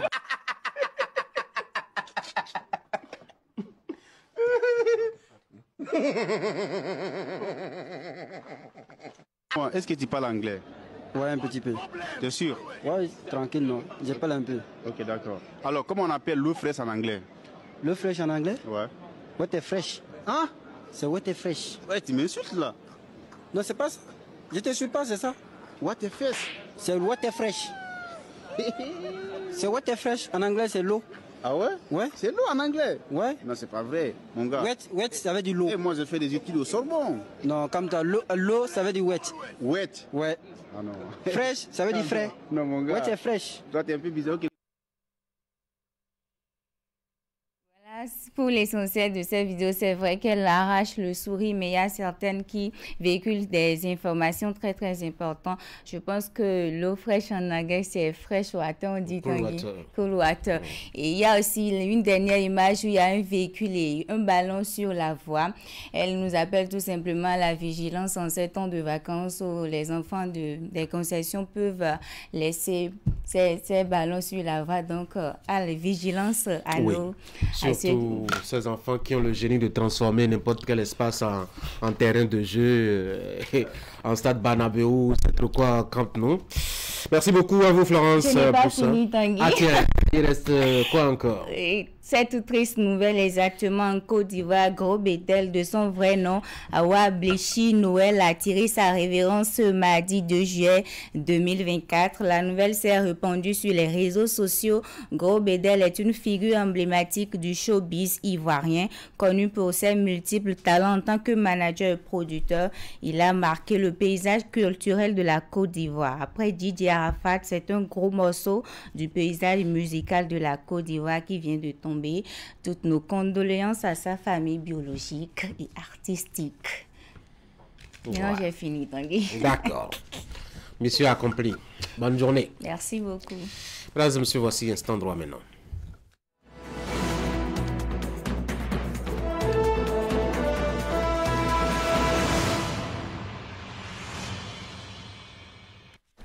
L'actualité est assez curieuse. Un bateau a échoué à Fidjrosset, au large des côtes béninoises, dimanche dernier. L'appareil n'était pas attendu selon les autorités béninoises. Aux dernières nouvelles, c'est une panne mécanique qui a amené le navire transportant 250 000 litres de produits pétroliers du Congo pour le Nigeria à accoster inopinément sur les côtes béninoises. Chez les défenseurs de l'environnement, c'est la pollution en mer qui a préoccupé tout de suite. Mais sur l'instant droit, de ce matin, on va s'intéresser un peu au contour juridique de cette situation-là. William Clécan, bonjour. Bonjour, Tanguy. Ce navire pouvait-il changer sa trajectoire pour se retrouver sur les côtes du Bénin? Je n'ai pas la réponse à votre question. Roméo Midresso, lui, il est docteur en droit public et spécialiste du droit international de la mer. Suivez avec attention ses explications à propos. D'abord, il parle des conditions de passage d'un navire dans les eaux territoriales d'un pays et ensuite, il s'intéresse un peu au cas particulier de ce navire de dimanche à Cotonou. Tout navire étranger a le droit de passer donc dans les eaux territoriales d'un État, que ce soit les eaux intérieures, bon, même si c'est légèrement nuancé, ou que ce soit dans la mer territoriale. Et aujourd'hui, on considère même avec les arrêts du tribunal international du droit de la mer ou de la Cour internationale de justice que le droit de passage inoffensif dans la mer territoriale a une valeur coutumière. Donc c'est au nom de ce passage inoffensif que le navire en question passait dans la mer, dans les eaux territoriales béninoises. Mais tout dépend donc du caractère continu et rapide donc du passage. Et comme le consacre l'article 18, le passage doit être continu et le passage doit également être rapide. Alors, continu et rapide suppose que, en principe, le navire ne devrait pas s'immobiliser, ne devrait pas s'arrêter momentanément donc, dans les eaux territoriales de l'État. Alors, le passage serait dit inoffensif lorsque le passage ne porte pas atteinte au bon ordre, ne porte pas atteinte à la sécurité publique donc, de l'État côtier. Donc, c'est vrai que l'arrêt momentané continue, donc sans justification préalable, sans justification légitime, raisonnable, légale, licite, on peut donc dire que cela peut constituer un cas donc, de violation de l'article 17, 18 et 19 de la Convention de Montego Bay. Il faut déjà dire que tout arrêt dans les eaux territoriales, tout mouillage ne constitue pas automatiquement de plein droit un passage qui pourrait être qualifié de non inoffensif. Non, parce que ici, il faut nuancer. Et de l'avis, des informations que nous avions reçues des autorités, il est dit que le navire s'est arrêté pour des raisons de panne technique. Donc, c'est pour des raisons de panne technique que le navire s'est arrêté. Et comme l'affirme l'article 18 donc de la Convention de Montego Bay, lorsque l'arrêt est justifié par des raisons de sécurité, de détresse, des incidents ordinaire de navigation, donc cet arrêt-là ne constitue pas une violation du droit de passage inoffensif. Donc on peut dire qu'au regard de la justification donnée par les autorités, que nous ne sommes pas dans un cas de violation des règles de droit international de la mer en ce qui concerne l'arrêt momentané, en ce qui concerne donc le mouillage de ce... Donc voilà pour ce qui est de ce navire de dimanche à Cotonou. C'est bien inquiétant en bonne partie, mais jusque-là, on n'est pas forcément totalement fondé à parler de violation des eaux territoriales du Bénin. En présence, William, d'un cas de panne technique comme c'est d'ailleurs la situation là maintenant, que dit le droit international pour ce qui concerne le sauvetage de l'équipage et les biens à bord du navire? Vous êtes informé que l'équipage est par exemple aux mains de la police au Bénin. Ce n'est pas parce qu'ils sont des malfrats, parce que tout à l'heure on a dit que ce n'est pas forcément une violation pour le moment. Donc pourquoi la police les retient et tout? En fait, le droit international encadre les situations de détresse comme ces pannes techniques survenues. On parle de navigabilité. Il y a également en cette matière des conditions à respecter. Par exemple, l'inspection préalable du navire avant son entrée en mer ou sa trajectoire amorcée. Et c'est pour cela que nous revenons avec notre spécialiste sur le cas spécifique des pannes et ce que le droit international de la mer en dit. On l'écoute. La navigabilité juridique consiste en ce que l'amateur puisse effectuer tous les contrôles préalables, les inspections possibles avant de lever l'ancre. Et c'est pour cette raison-là qu'il est délivré à l'amateur et le capitaine a l'obligation d'avoir à bord du navire le certificat de navigabilité. C'est ce certificat-là qui prouve que donc, le navire a été inspecté afin de voir donc, sa navigabilité pour tenir face aux insécurités, aux intempéries et ainsi de suite. Donc ça veut dire qu'ici, il existe bel et bien ce mécanisme-là qui permet de pallier donc, les incidents de ce genre-là. Donc en dehors de ce paramètre, il y a également ce paramètre-là avec la convention de Montego Bay à l'article 94, que ce soit aussi avec la convention SOLAS, qui est la convention la plus importante même en matière de sécurité en mer.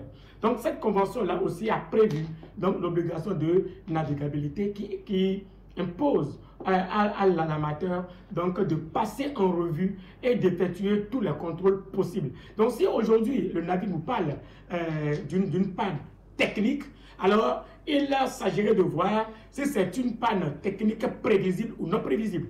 Donc si la panne technique était prévisible, on pourrait dire que le contrôle n'a pas été régulièrement effectué. Mais si la panne est non prévisible, bon, donc je pense qu'il faudrait donc nuancer à ce propos. Et voilà pour ce qui est des précisions de Roméo Midresso. Il est docteur en droit public et spécialiste du droit international. Tanguy, instant droit s'achève. Merci beaucoup à vous, William Klika. Ne bougez surtout pas. Hein. On va tout de suite discuter de ce qui nous concerne, l'actualité au sein donc des médias. Depuis hier, on a une idée précise de la composition de l'équipe de la 7e mandature de la HAC, la Haute Autorité de l'Audiovisuel et de la Communication, et surtout cette précision que ce sera un professionnel des médias qui va diriger l'institution pour les 5 années à venir. À tout à l'heure, William. À très vite. Mesdames et messieurs, on va marquer la pause maintenant.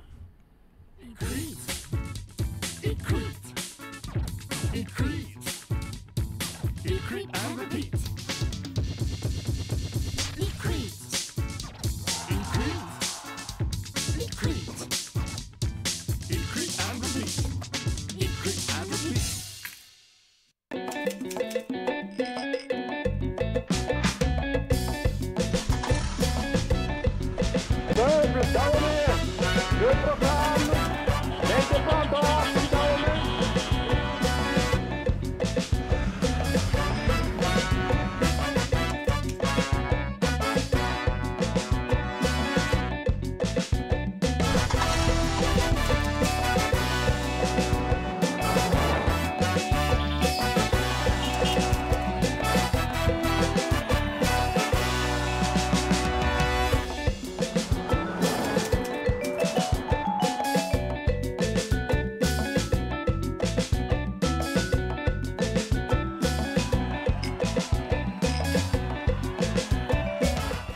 la béninoise. De génération en génération. Qualité Sobebra. Vous nous avez fait confiance, nous aussi. Vous nous avez adoptés, nous aussi. Merci d'avoir choisi Air Froid. Ainsi, nous avons amélioré pour vous la qualité de nos climatiseurs.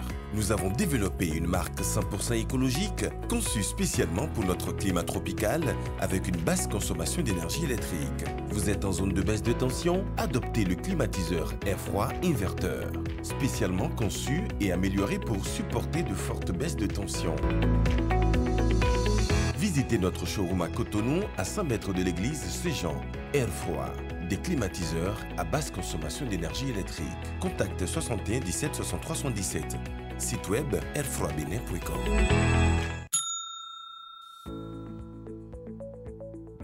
Coucou mes Marios, alors je m'apprête à déballer ma nouvelle machine à laver achetée chez Mikem Technologies. On y va. Il s'agit du lave-linge Samsung, l'original 10 kg. Bon, à l'achat, le vendeur m'a dit que je n'aurais pas besoin d'un plombier pour l'installer. Et voilà. Alors, suivez la démo. Je raccorde le tuyau d'alimentation d'eau au robinet. Bon, là, j'ai deux options, le lavage à chaud ou le lavage à froid. Alors, à froid, cold. Il faut bien visser le second bout au robinet. Voilà.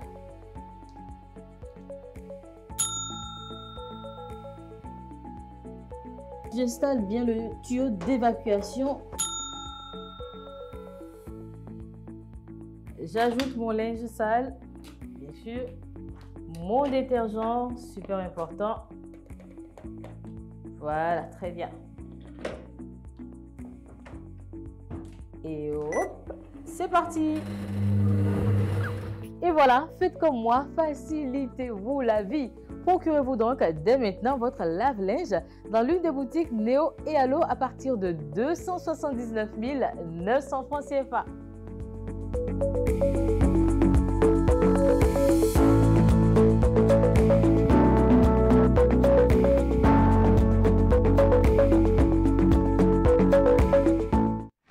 Et si on arrêtait de regarder la télé comme avant?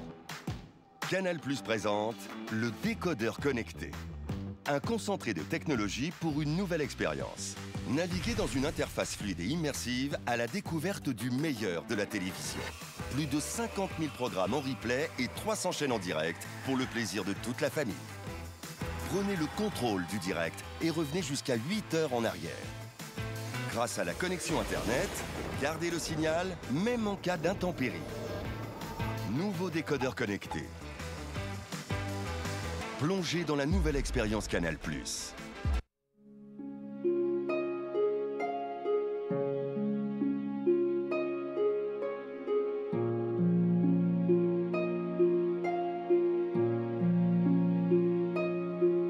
Vous avez le choix. On a tous toujours le choix. Le choix d'une vie de plaisir incontrôlée avec à la clé une famille nombreuse condamnée à la précarité. Ou le choix de construire un foyer heureux et équilibré avec le nombre d'enfants dont vous êtes en mesure de vous occuper convenablement. C'est ce deuxième choix que vous propose l'AFIA. L'AFIA, c'est une gamme complète et efficace de solutions pour planifier les naissances et mieux assurer l'épanouissement et l'avenir de votre famille. L'AFIA, le bonheur de votre famille.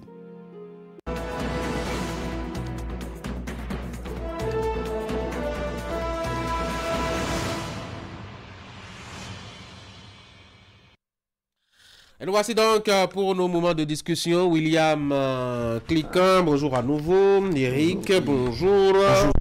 Ulrich, bonjour. On va un peu parler de nous-mêmes aujourd'hui. On va parler de la HAC, la Haute Autorité de l'Audiovisuel et de la Communication. La nouvelle équipe est connue dans son entièreté. On a désormais donc l'équipe au complet. Le Parlement a désigné ses représentants. Les professionnels aussi ont désigné les leurs. La dernière institution qui a désigné les signés, c'est l'exécutif. Et c'était hier avec justement parmi eux quelqu'un, enfin, lui n'est pas intrus, hein. qui connaissait bien la maison, puisqu'il était vice-président de cette institution par le passé, choisi, désigné par ses pairs au titre donc de la presse écrite, Édouard Loko pour ne pas le nommer. D'abord, comment est-ce que vous voyez la configuration, je dois dire, de la HAC, nouvelle mandature, Ulrich? Vous l'avez dit tout à l'heure, c'est pas l'intrus qui connaît la maison, c'est plutôt l'enfant de la maison, qui a été bercé par la maison, qui a travaillé pour la maison, qui a mangé dans la maison, qui connaît très bien la maison, qui revient maintenant dans la maison pour réorganiser la maison ou accompagner peut-être la maison dans son développement. Quand je reviens à votre question, la configuration, je pense que ce n'est que ce que nous demandions. C'est vrai, on peut dire qu'il y a aujourd'hui 4 professionnels des médias contre 5 qui ne sont pas véritablement du monde des médias. Mais déjà, c'est un pas franchi pas en nombre, c'est-à-dire 4-5 non, mais plutôt par rapport à la qualité de ceux-là qui se retrouvent un peu représentant aujourd'hui, ou du moins ce membre de cette instance, de cette institution qui est chargée de réguler les médias. Quand nous prenons déjà, nous avions parlé déjà des 3 autres de la presse qui ont été élus par leur père, et maintenant nous voyons le président Édouard Loko, qui aujourd'hui incarne carrément la valeur de la presse, parce que quelqu'un qui déjà a été vice-président de cette même institution, je vais présider la 4e mandature justement de la HAC, il a été vice-président, donc c'est pas quelqu'un qui connaît déjà l'institution, qui sait déjà comment fonctionne l'institution, qui connaît les limites de l'institution, qui connaît aussi les forces et atouts de cette institution. Donc ce n'est pas quelqu'un qui a été parachuté, c'est quelqu'un qui à la limite peut véritablement donner un résultat. L'autre aspect, c'est un professionnel bonté, un professionnel des médias bonté, un spécialiste de la communication, je dirais plutôt un spécialiste de l'industrie de l'information.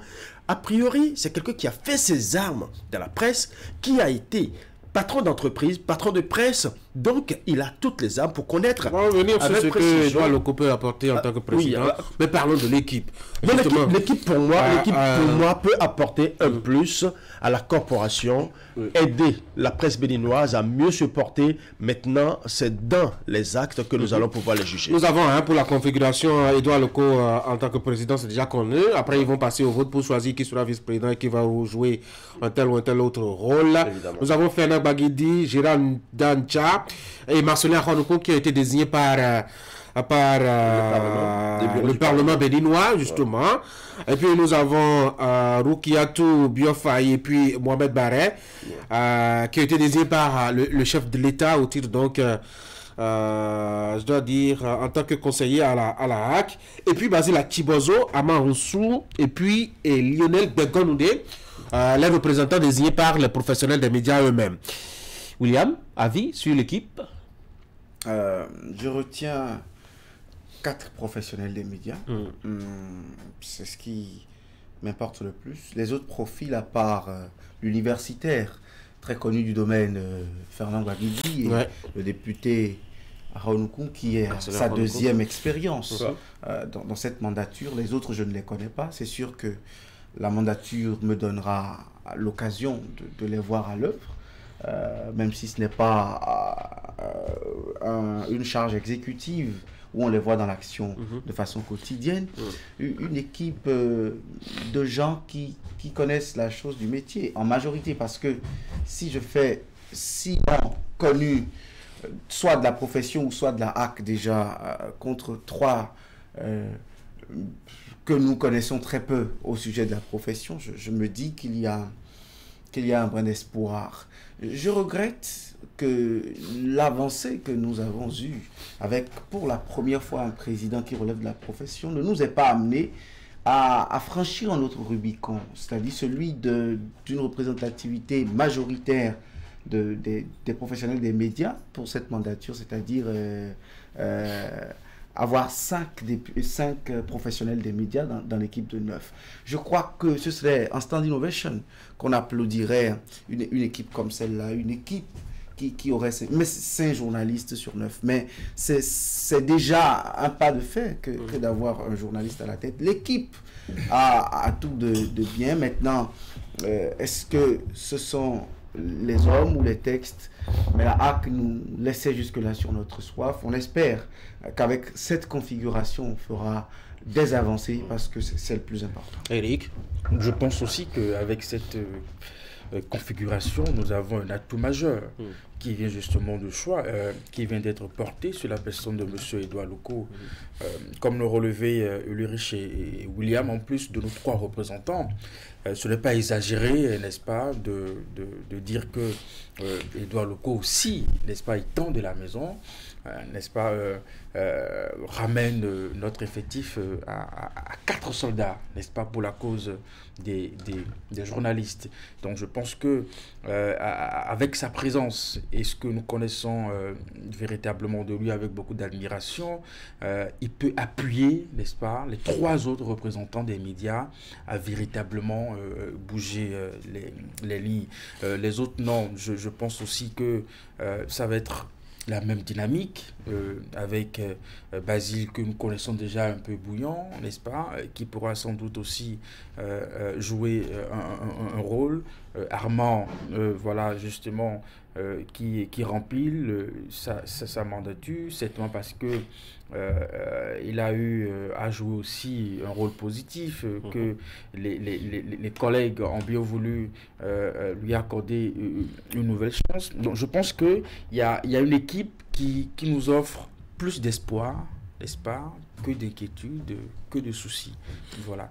Et il faut aussi voir que le travail qui sera fait, c'est vrai, ils ont été choisis par l'Assemblée nationale, par la corporation, par le chef de l'État, mais c'est l'affaire de toute la maison. C'est notre affaire. Et je pense qu'il nous faut accompagner véritablement cette équipe pour que la mission, le travail qu'ils auront à faire, n'est-ce pas, que cela soit fait au bénéfice de tous les journalistes.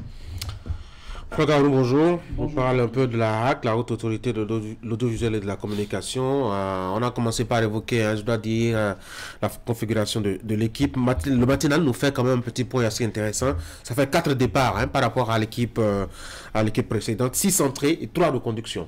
Oui, c'est une configuration, je pense, qui donne de l'espoir, tel que l'a dit Eric, dans son développement. Lorsque je vois par exemple Amanoussou qui est revenu, Basile Tibozo qui est élu pour la toute première fois, et même l'autre représentant des techniciens également qui fait partie de l'équipe.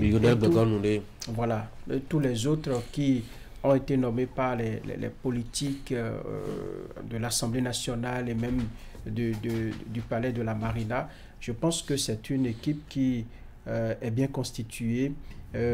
Maintenant, le reste c'est à l'œuvre qu'on reconnaît vraiment l'artisan.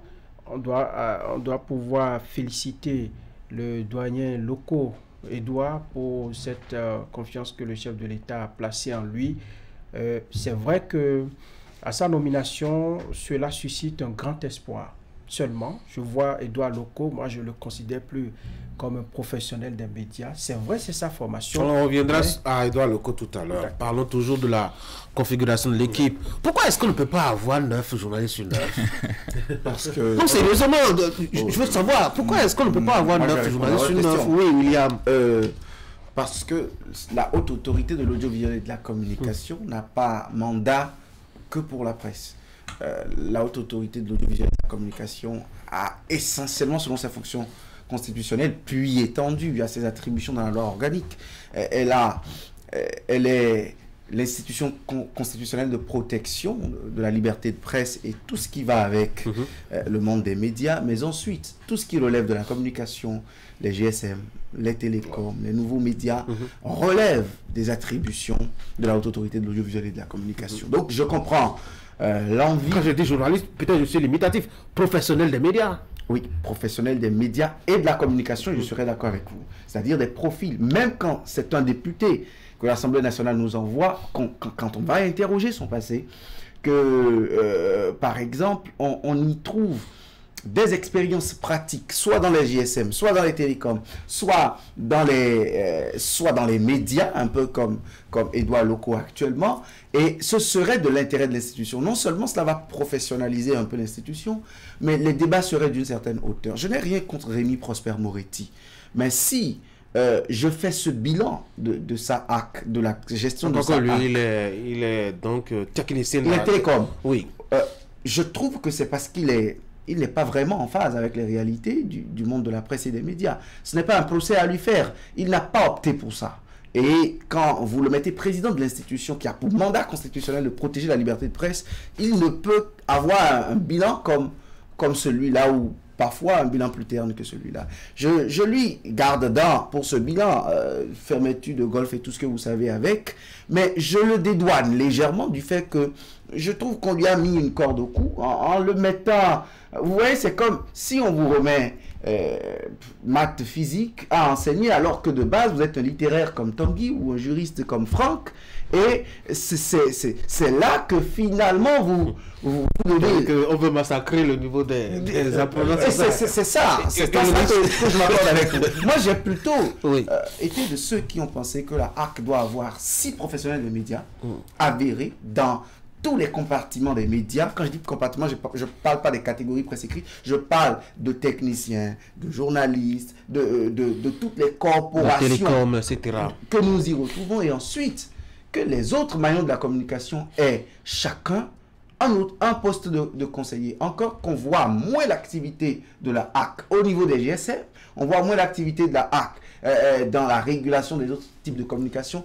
Naturellement, son mandat s'étend, son champ de travail est beaucoup plus sur les professionnels des médias. Est-ce qu'on l'aura un jour? Je ne sais pas. Et moi, je pense que c'était les réflexions à mener quand on touchait la loi organique. Il ne fallait pas penser à faire empiler des gens ou à contenter ou à faire des beaux yeux aux gens. C'était les réflexions sérieuses à faire. Oui, il fallait faire la norme. J'épouse carrément la grève de William, surtout par rapport au bilan de Rémi Prosper Moretti, qui, à la limite, était pratiquement réfractaire à la presse. On l'a senti, on l'a vu, on l'a remarqué. Il était véritablement réfractaire à la presse et ce n'était vraiment pas, ça n'a pas été vraiment un vrai bilan. Et quand on revient à cette constitution, et puisque vous vous posez la question de savoir pourquoi il n'y a pas 9 journalistes sur 9, vous savez, les professionnels des médias produisent de l'information, ils traitent l'information, et qui consomme l'information, c'est le public. Donc, s'il n'y avait que des professionnels des médias, il n'y aurait pas l'autre regard, le regard du consommateur des produits de presse. Donc il faut véritablement d'autres personnes, d'autres franges de la société et d'autres regards qui ne sont véritablement pas ancrés dans le milieu des professionnels des médias pour pouvoir avoir une lecture holistique. Le plus important aujourd'hui, c'est que vous voyez par exemple Rukia Tufaï qui est spécialiste en genre, et ça change déjà l'image. On voit qu'il y a une femme qui est là, et en plus, sa formation, c'est qu'elle est spécialiste en genre. Ça veut dire que à l'Institut national de la femme, qui déjà devrait être un peu souriante, mais l'autre chose, regardez les différents aspects qu'il y a. Il y a certains que je ne maîtrise certes pas. Et quand je vois par exemple l'ancien ambassadeur au Qatar, je veux parler de Mohamed Barret, qui aussi se retrouve dans ce système, je pense qu'il y a une variété de compétences, d'aptitudes qui peuvent concourir justement à l'amélioration des décisions. Je prends par exemple Marcelin Honoukou, qui, on connaît sa proximité avec la presse, mais on sait également que c'est un député. Donc, lui, là, en tant que parlementaire, pourrait également jouer un grand atout sur les tests qui seront votés par le Parlement, parce que, étant avec les professionnels des médias qui sont dans cette institution et connaissant les débats qui se font à l'interne, puisque nous avons des gens comme Basile Thibozo, qui ne sont pas des moindres de la presse, nous avons le président Édouard Locaux, nous avons comment il s'appelle, Lionel Begolou, qui est également là. Donc je pense que nous avons la crème qu'il faut, parce que c'est pour cela que je disais tout à l'heure dans ma première intervention que ce n'est pas le nombre qui importe, mais c'est ce que chacun de ceux-là apporte à l'institution pour redorer le blason de la presse. Si vous dites ça, il vaut mieux amener n'importe quel étudiant peut-être au sein de l'institution. Si c'est pas d'abord le passé de l'homme, oui, Franck. Oui, je pense que voyez, la diversité des profils que nous avons à la RAC aujourd'hui, c'est un atout. Ah oui? Oui, ça va permettre de diversifier également les discussions, d'élargir un peu les points de vue et les angles qu'il faut donner aux décisions qui se prennent là-bas. Mais il ne faut pas qu'on se méprenne. Vous savez, toutes les RAC qui se sont succédées n'ont pas fait plaisir aux professionnels des médias. Parce que justement, ils étaient un nombre un peu plus réduit que ça. C'est la plainte que le conseiller nous faisait. Même s'ils étaient 9 sur 9, ne vous attendez jamais à ce que les professionnels des médias soient bercés lorsqu'ils entrent en activité. Non, à partir du moment où ils entrent en activité, vous savez, ils ont peut-être... ils sont circonscrits dans leur part, dans les actes qu'ils posent par des tests. Donc, allez peut-être réveiller les constitutionnalistes qui ont écrit les tests, qui ont prévu qu'il y ait 3 professionnels des médias, qu'il y ait tel représentant du Parlement, qu'il y ait tel représentant choisi par le chef de l'État ou nommé par le chef de l'État, ainsi de suite.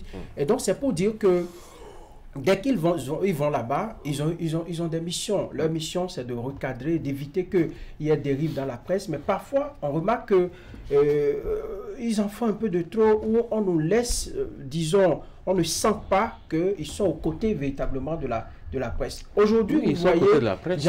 Ils sont la presse, ils sont à ce côté. On ne peut pas s'assurer quelqu'un à côté de qui on n'est pas. Non, quand je dis aux côtés de la presse, enfin, il faudrait qu'on sente que lorsqu'on est en difficulté, qu'on prenne quelque chose pour nous, ainsi de suite. Et donc, ils doivent respecter les tests et également essayer de recadrer, parce que dans notre corporation aussi, il faut reconnaître que parfois, il y a des dérives.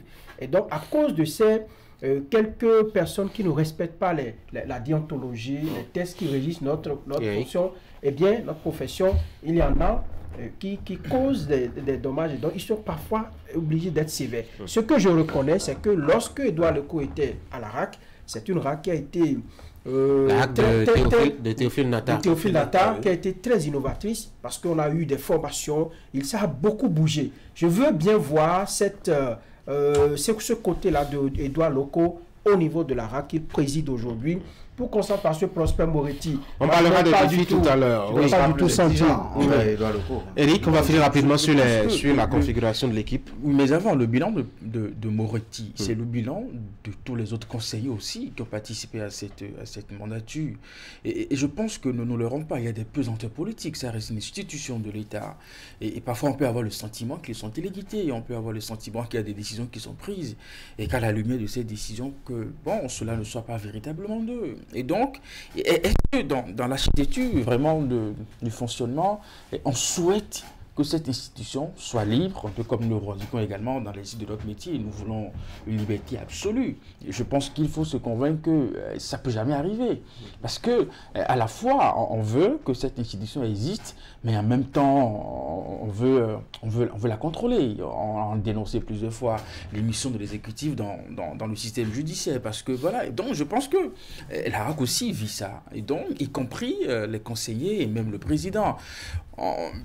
On a beau avoir un président qui a peut-être son éthique conviction, qui a sa position sur tel sujet, on peut l'amener, n'est-ce pas, à prendre des décisions qui ne soient pas du tout de son appétit. C'est déjà arrivé. Donc je pense aussi qu'il y a aussi cet aspect politique. Je pense qu'il faut souhaiter, c'est que l'institution soit véritablement laissée aux mains des conseillers et du président, et que l'appréciation qu'ils feront des décisions soit de leur propre intime conviction. Edouard Leco, président. Réaction? Alors, oui, moi je pense que c'est comment on dit, c'est un atout véritablement pour cette mandature. Avec les réformes qui sont annoncées, on ne pouvait pas rêver ou espérer mieux d'avoir quelqu'un à qui on n'a plus envie de conter l'histoire de la presse béninoise, ses problèmes, ses défis, n'est-ce pas, pour la mise en œuvre de ces réformes. Il connaît non seulement l'environnement des médias, mais aussi le fonctionnement de la HAC, pour avoir été déjà vice-président de cette institution. Et donc, si avec tout ça, avec la présence de M. Edouard Loko à la tête de la HAC, nous passons à côté, c'est que sa nomination aura été peine perdue. Ce n'est pas ce que nous le souhaitons, de tout part. Entre hier, aujourd'hui, j'ai lu beaucoup de commentaires d'espoir, comment on dit, de renaissance véritablement, de ce que, avec cette mandature, nous irons loin. Je pense que la HAC, finissante, a déjà fait un travail sur cette réforme. On a déposé un document sur le bureau du chef de l'État. Je me dis même que quelque part, le chef de l'État s'est dit, parmi ses collaborateurs, s'il y a quelqu'un qu'on peut envoyer véritablement à la HAC pour assurer que cette réforme soit effective, n'est-ce pas, comme exactement le travail qui a été fait dans ce document, il fallait quelqu'un comme Edouard Loko. William? Dans le verre, tu iras l'espoir du Essaie de couvrir d'autres talents. Bon, en fait, Edouard Loko, c'est l'ancien directeur de l'office du bac et l'ancien recteur de l'université d'Abomey-Calavi, nommé ministre des enseignements, de l'enseignement supérieur et de la recherche scientifique, en fait. C'est un ancien président de l'ODEM, ancien patron des patrons de presse du Bénin, ancien président du CNPA, ancien vice-président de la HAC. Franchement, c'est un profil bâti, c'est sans commentaire sur la casquette de l'homme, le parcours de l'homme. Et je rappelle qu'il a été un professionnel, en fait. Là-dessus, je crois qu'il n'y avait pas une meilleure façon de nous donner de l'espoir sur... et je crois que c'est la toute première fois qu'un professionnel des médias dirige la HAC. Théophile Nata, Adam Bonitessi, Rémi Prosper Moretti, ils ne sont pas journalistes. Et la toute première fois? Oui. Ça fait le deuxième. Le deuxième, d'accord. Après, oui. Paoletti qui n'a pas duré. Voilà. D'accord. Voilà. Ah, voilà. Mais merci pour cette précision. En fait, il y a de quoi nourrir de l'espoir chez les professionnels. Il n'y a pas une meilleure façon de dire aux gens, tout n'est pas perdu. Vous pouvez redorer le blason, les choses peuvent mieux aller. Mais Eric disait quelque chose de très intéressant tout à l'heure. Il peignait la réalité de la HAC. C'est vrai qu'en l'État, on sent une institution vassalisée. Mais dommage, c'est la pratique. Dommage, c'est le quotidien. Dommage que le parcours, les profils, l'intelligentsia de tous ces gens n'ont pas forcément primé dans les précédentes mandatures et dans les décisions. Sinon, dans une HAC dans laquelle un ancien président de l'UPMB qui battait le macadam pour quand on créait des difficultés à Soleil FM, une HAC comme ça qui vient prendre une décision pour fermer un autre média, en fait, cela vous prépare et vous dit, vous amène à vous imaginer qu'un ancien président de l'ODEM pourra prendre une décision de fermeture d'un média ou pour une mesure conservatoire, qu'il soit Edouard Loko ou non, que vous n'aurez pas forcément le temps de comprendre. Et là-dessus, ce sera polémique, vous en débattrez longtemps, mais vous n'aurez pas forcément les armes. C'est tout ce qui est incompris à la HAC jusque-là. Et je crois que pour une fois, cette mandature peut nous donner l'espoir d'une HAC un peu proche. Je ne m'attends pas à une idylle entre professionnels et professionnels devenus politiques. Ça peut l'être. On voit des ministres nommés en Occident dont le discours de prise de fonction est un peu comme un pied de guerre au chef de l'État qui les a pourtant nommés. On voit des présidents d'institutions, je pense au Conseil d'État français, qui rendent la vie très dure à des chefs d'État à qui ils doivent leur poste. Cette culture, on ne l'a pas encore atteinte chez nous, on ne l'a pas encore dans nos habitudes.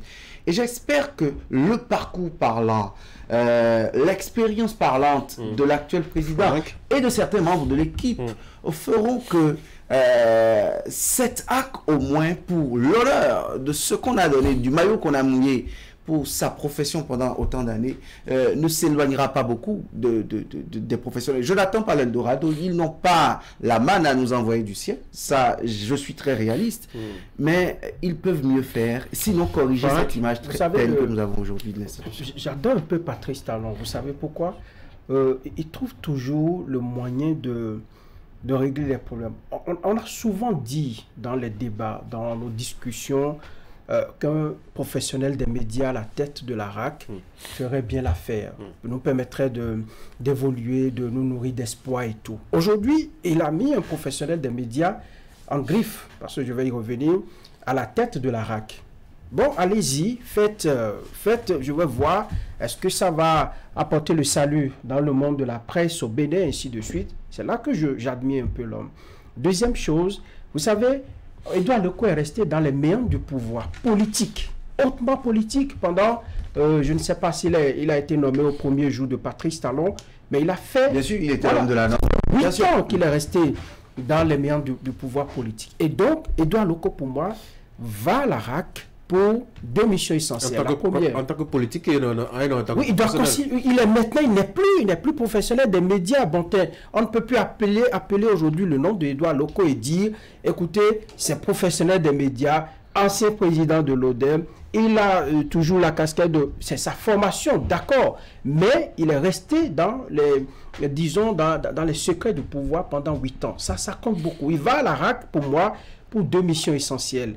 D'abord, cette réforme, la fameuse réforme qui n'a pas pris corps, qui n'a pas sorti la tête de l'eau depuis qu'on l'a annoncé, il va pouvoir mettre ça en route. Et deuxième chose, gérer les élections de 2026. Pourquoi? Parce que ce sont des élections, c'est un virage capital. Et la presse aura un rôle très important à jouer.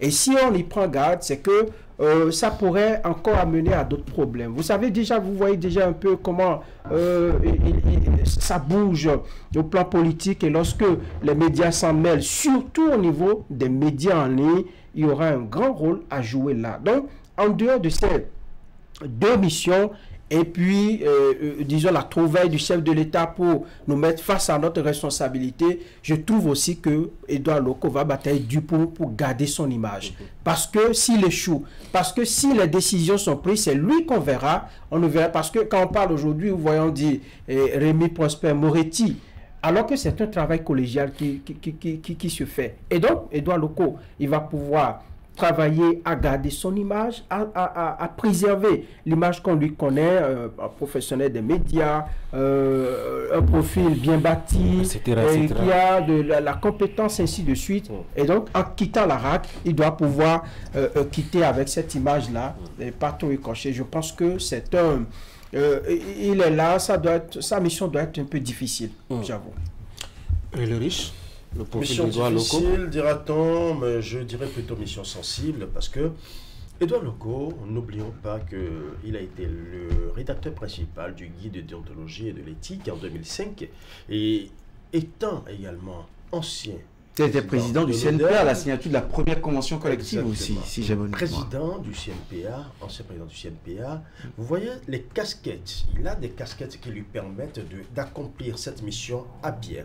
C'est vrai que Franck a raison en parlant peut-être de l'homme qui a quitté politique. Oui, qui a quitté la profession il y a un bon bout de temps. Il a changé pour l'instant de casquette. Là, nous ne voyons pas le chargé de mission, mais plutôt le président de la RAC. Et pourquoi je dis qu'il faut voir plutôt le président de la RAC?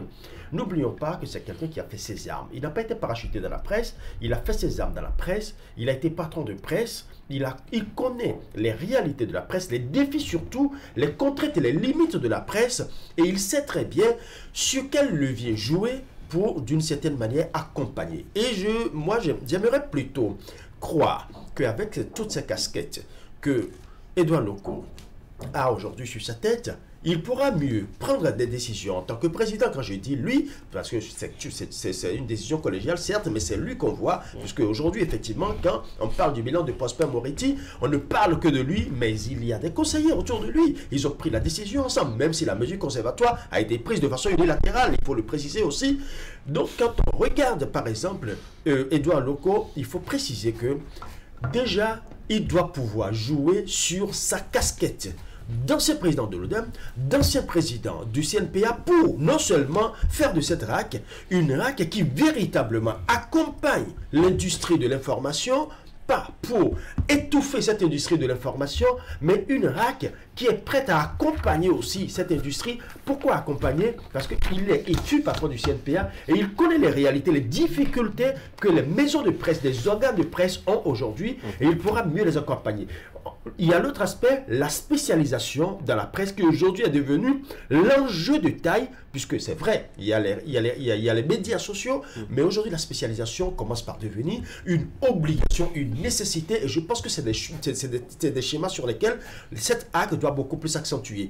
Seulement, nous voyons tous la HAC, déjà tout de suite aujourd'hui, nous voyons que la HAC, mais c'est le moment pour la presse en général de redynamiser, de donner un nouveau souffle à ces fêtières, en l'occurrence le CNPA et l'UPMB, pour accompagner véritablement, pour être aux côtés de cette HAC et l'amener à travailler véritablement pour les réformes. Parce que si nous passons à côté de cette plaque aujourd'hui... Beaucoup de choses à dire, depuis 4 minutes. C'est notre corporation, nous avons défendu les autres corporations. Oui, je suis d'accord, mais nous avons distribué la parole. Nous avons le loisir de défendre notre corporation. Ils ont le pied parce que nous les défis et carrément... Je peux dire qu'il y a beaucoup de charges qui reposent sur les épaules actuellement de Edouard Loko. Alors, c'est vrai, il est 8h46, hein, je devrais arrêter le débat. Quels sont les gros défis de la HAC actuellement? Réforme. Lesquels, Franck? Qu'est-ce qu'on doit faire de façon urgente? Allez, en 15 secondes chacun, on y va. Ces propositions qui ont été faites pour la réforme demandée par le chef de l'État, il faut consigner tout ça dans un document et mettre sur pied une équipe pour travailler, nous sortir, disons... la conclusion finale pour que nous puissions passer, comme le chef de l'État l'a dit, pour permettre à la presse de régler ces problèmes. Deuxième défi pour moi, c'est de renouer avec les formations en faveur des professionnels. Ça nous a manqué pendant 5 bonnes années et je pense qu'il faut renouer avec ça pour essayer de former surtout nos jeunes frères qui sont aujourd'hui dans la presse et qui confondent parfois sur tous les médias en ligne. Il nous faut de la formation. Oui. Je commencerai par la formation parce que j'ai parlé tout à l'heure de la spécialisation qui est également un grand enjeu aujourd'hui. Restructurer la maison presse, je vais parler de l'industrie de l'information parce qu'aujourd'hui nous avons vu qu'il y a beaucoup d'aspects en instance et le dernier aspect, accompagner véritablement les maisons de presse qui sont en agonie aujourd'hui. La HAC va nous trouver beaucoup de sous peut-être. On verra bien. J'ai entendu beaucoup de fixations sur les mesures conservatrices, les sanctions. Peut-être que tous les présidents que nous avons connus qui au cours de leur mandat sont amenés à prendre ces décisions ne l'ont peut-être pas voulu. Mais pourtant ces décisions ont été prises. Donc je souhaite un très bon mandat à M. Edouard Loko. Le gros défi, c'est quoi? Alors, c'est d'abord cette réforme que nous attendons de tous nos voeux. Je pense que la HAC finissante a travaillé sur un document qu'on a déposé sur le bureau du chef de l'État.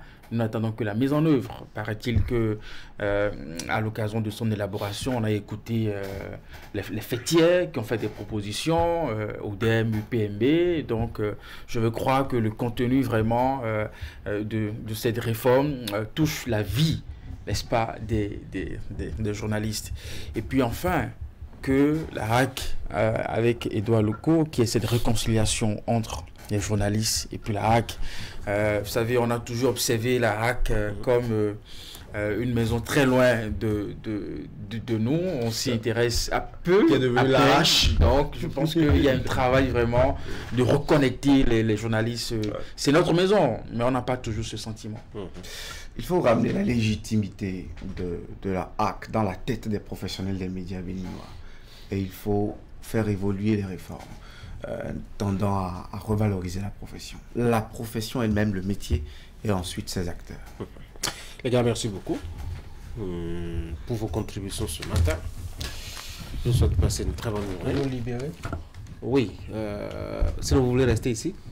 Vous pouvez continuer parce que vous nous aviez manqué lundi. Donc en principe, vous devrez venir par ici demain pour faire l'émission tout seul. Ce sera avec Wahab alors. Bon, ils vont négocier entre les deux. Je ne sais pas comment ça va s'arranger. Allez, bonne journée à vous. Mesdames et messieurs, vraiment merci beaucoup d'avoir été des nôtres depuis lundi. Merci d'avoir suivi ce numéro de votre matinale. Vous allez suivre juste après moi la revue de presse. Je vous souhaite de passer une très bonne journée et à lundi.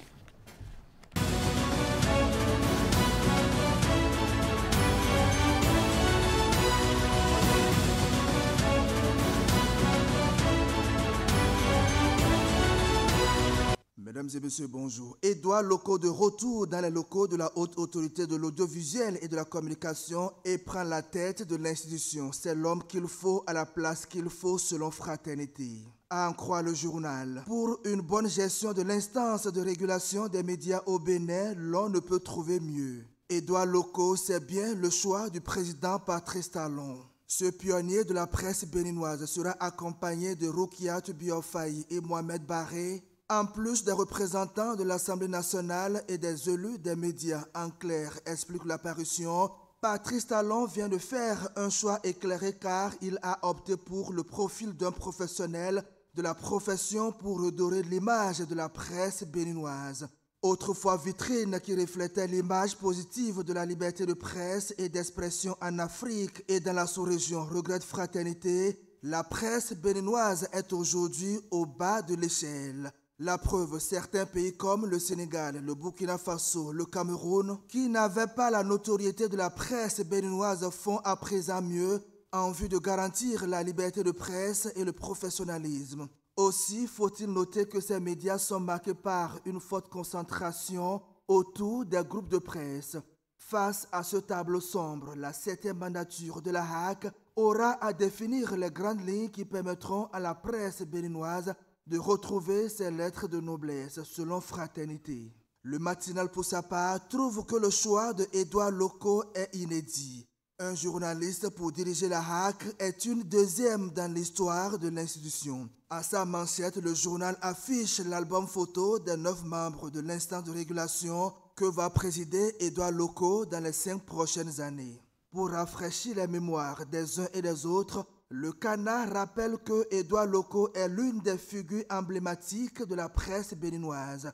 Âgé de 57 ans, il a fait ses premières armes dans la presse béninoise à partir des années 1992 avec le mensuel satirique Le Marin, dont il est le fondateur. De 1994 à 2008, il a travaillé dans plusieurs organes de presse écrite et audiovisuelle.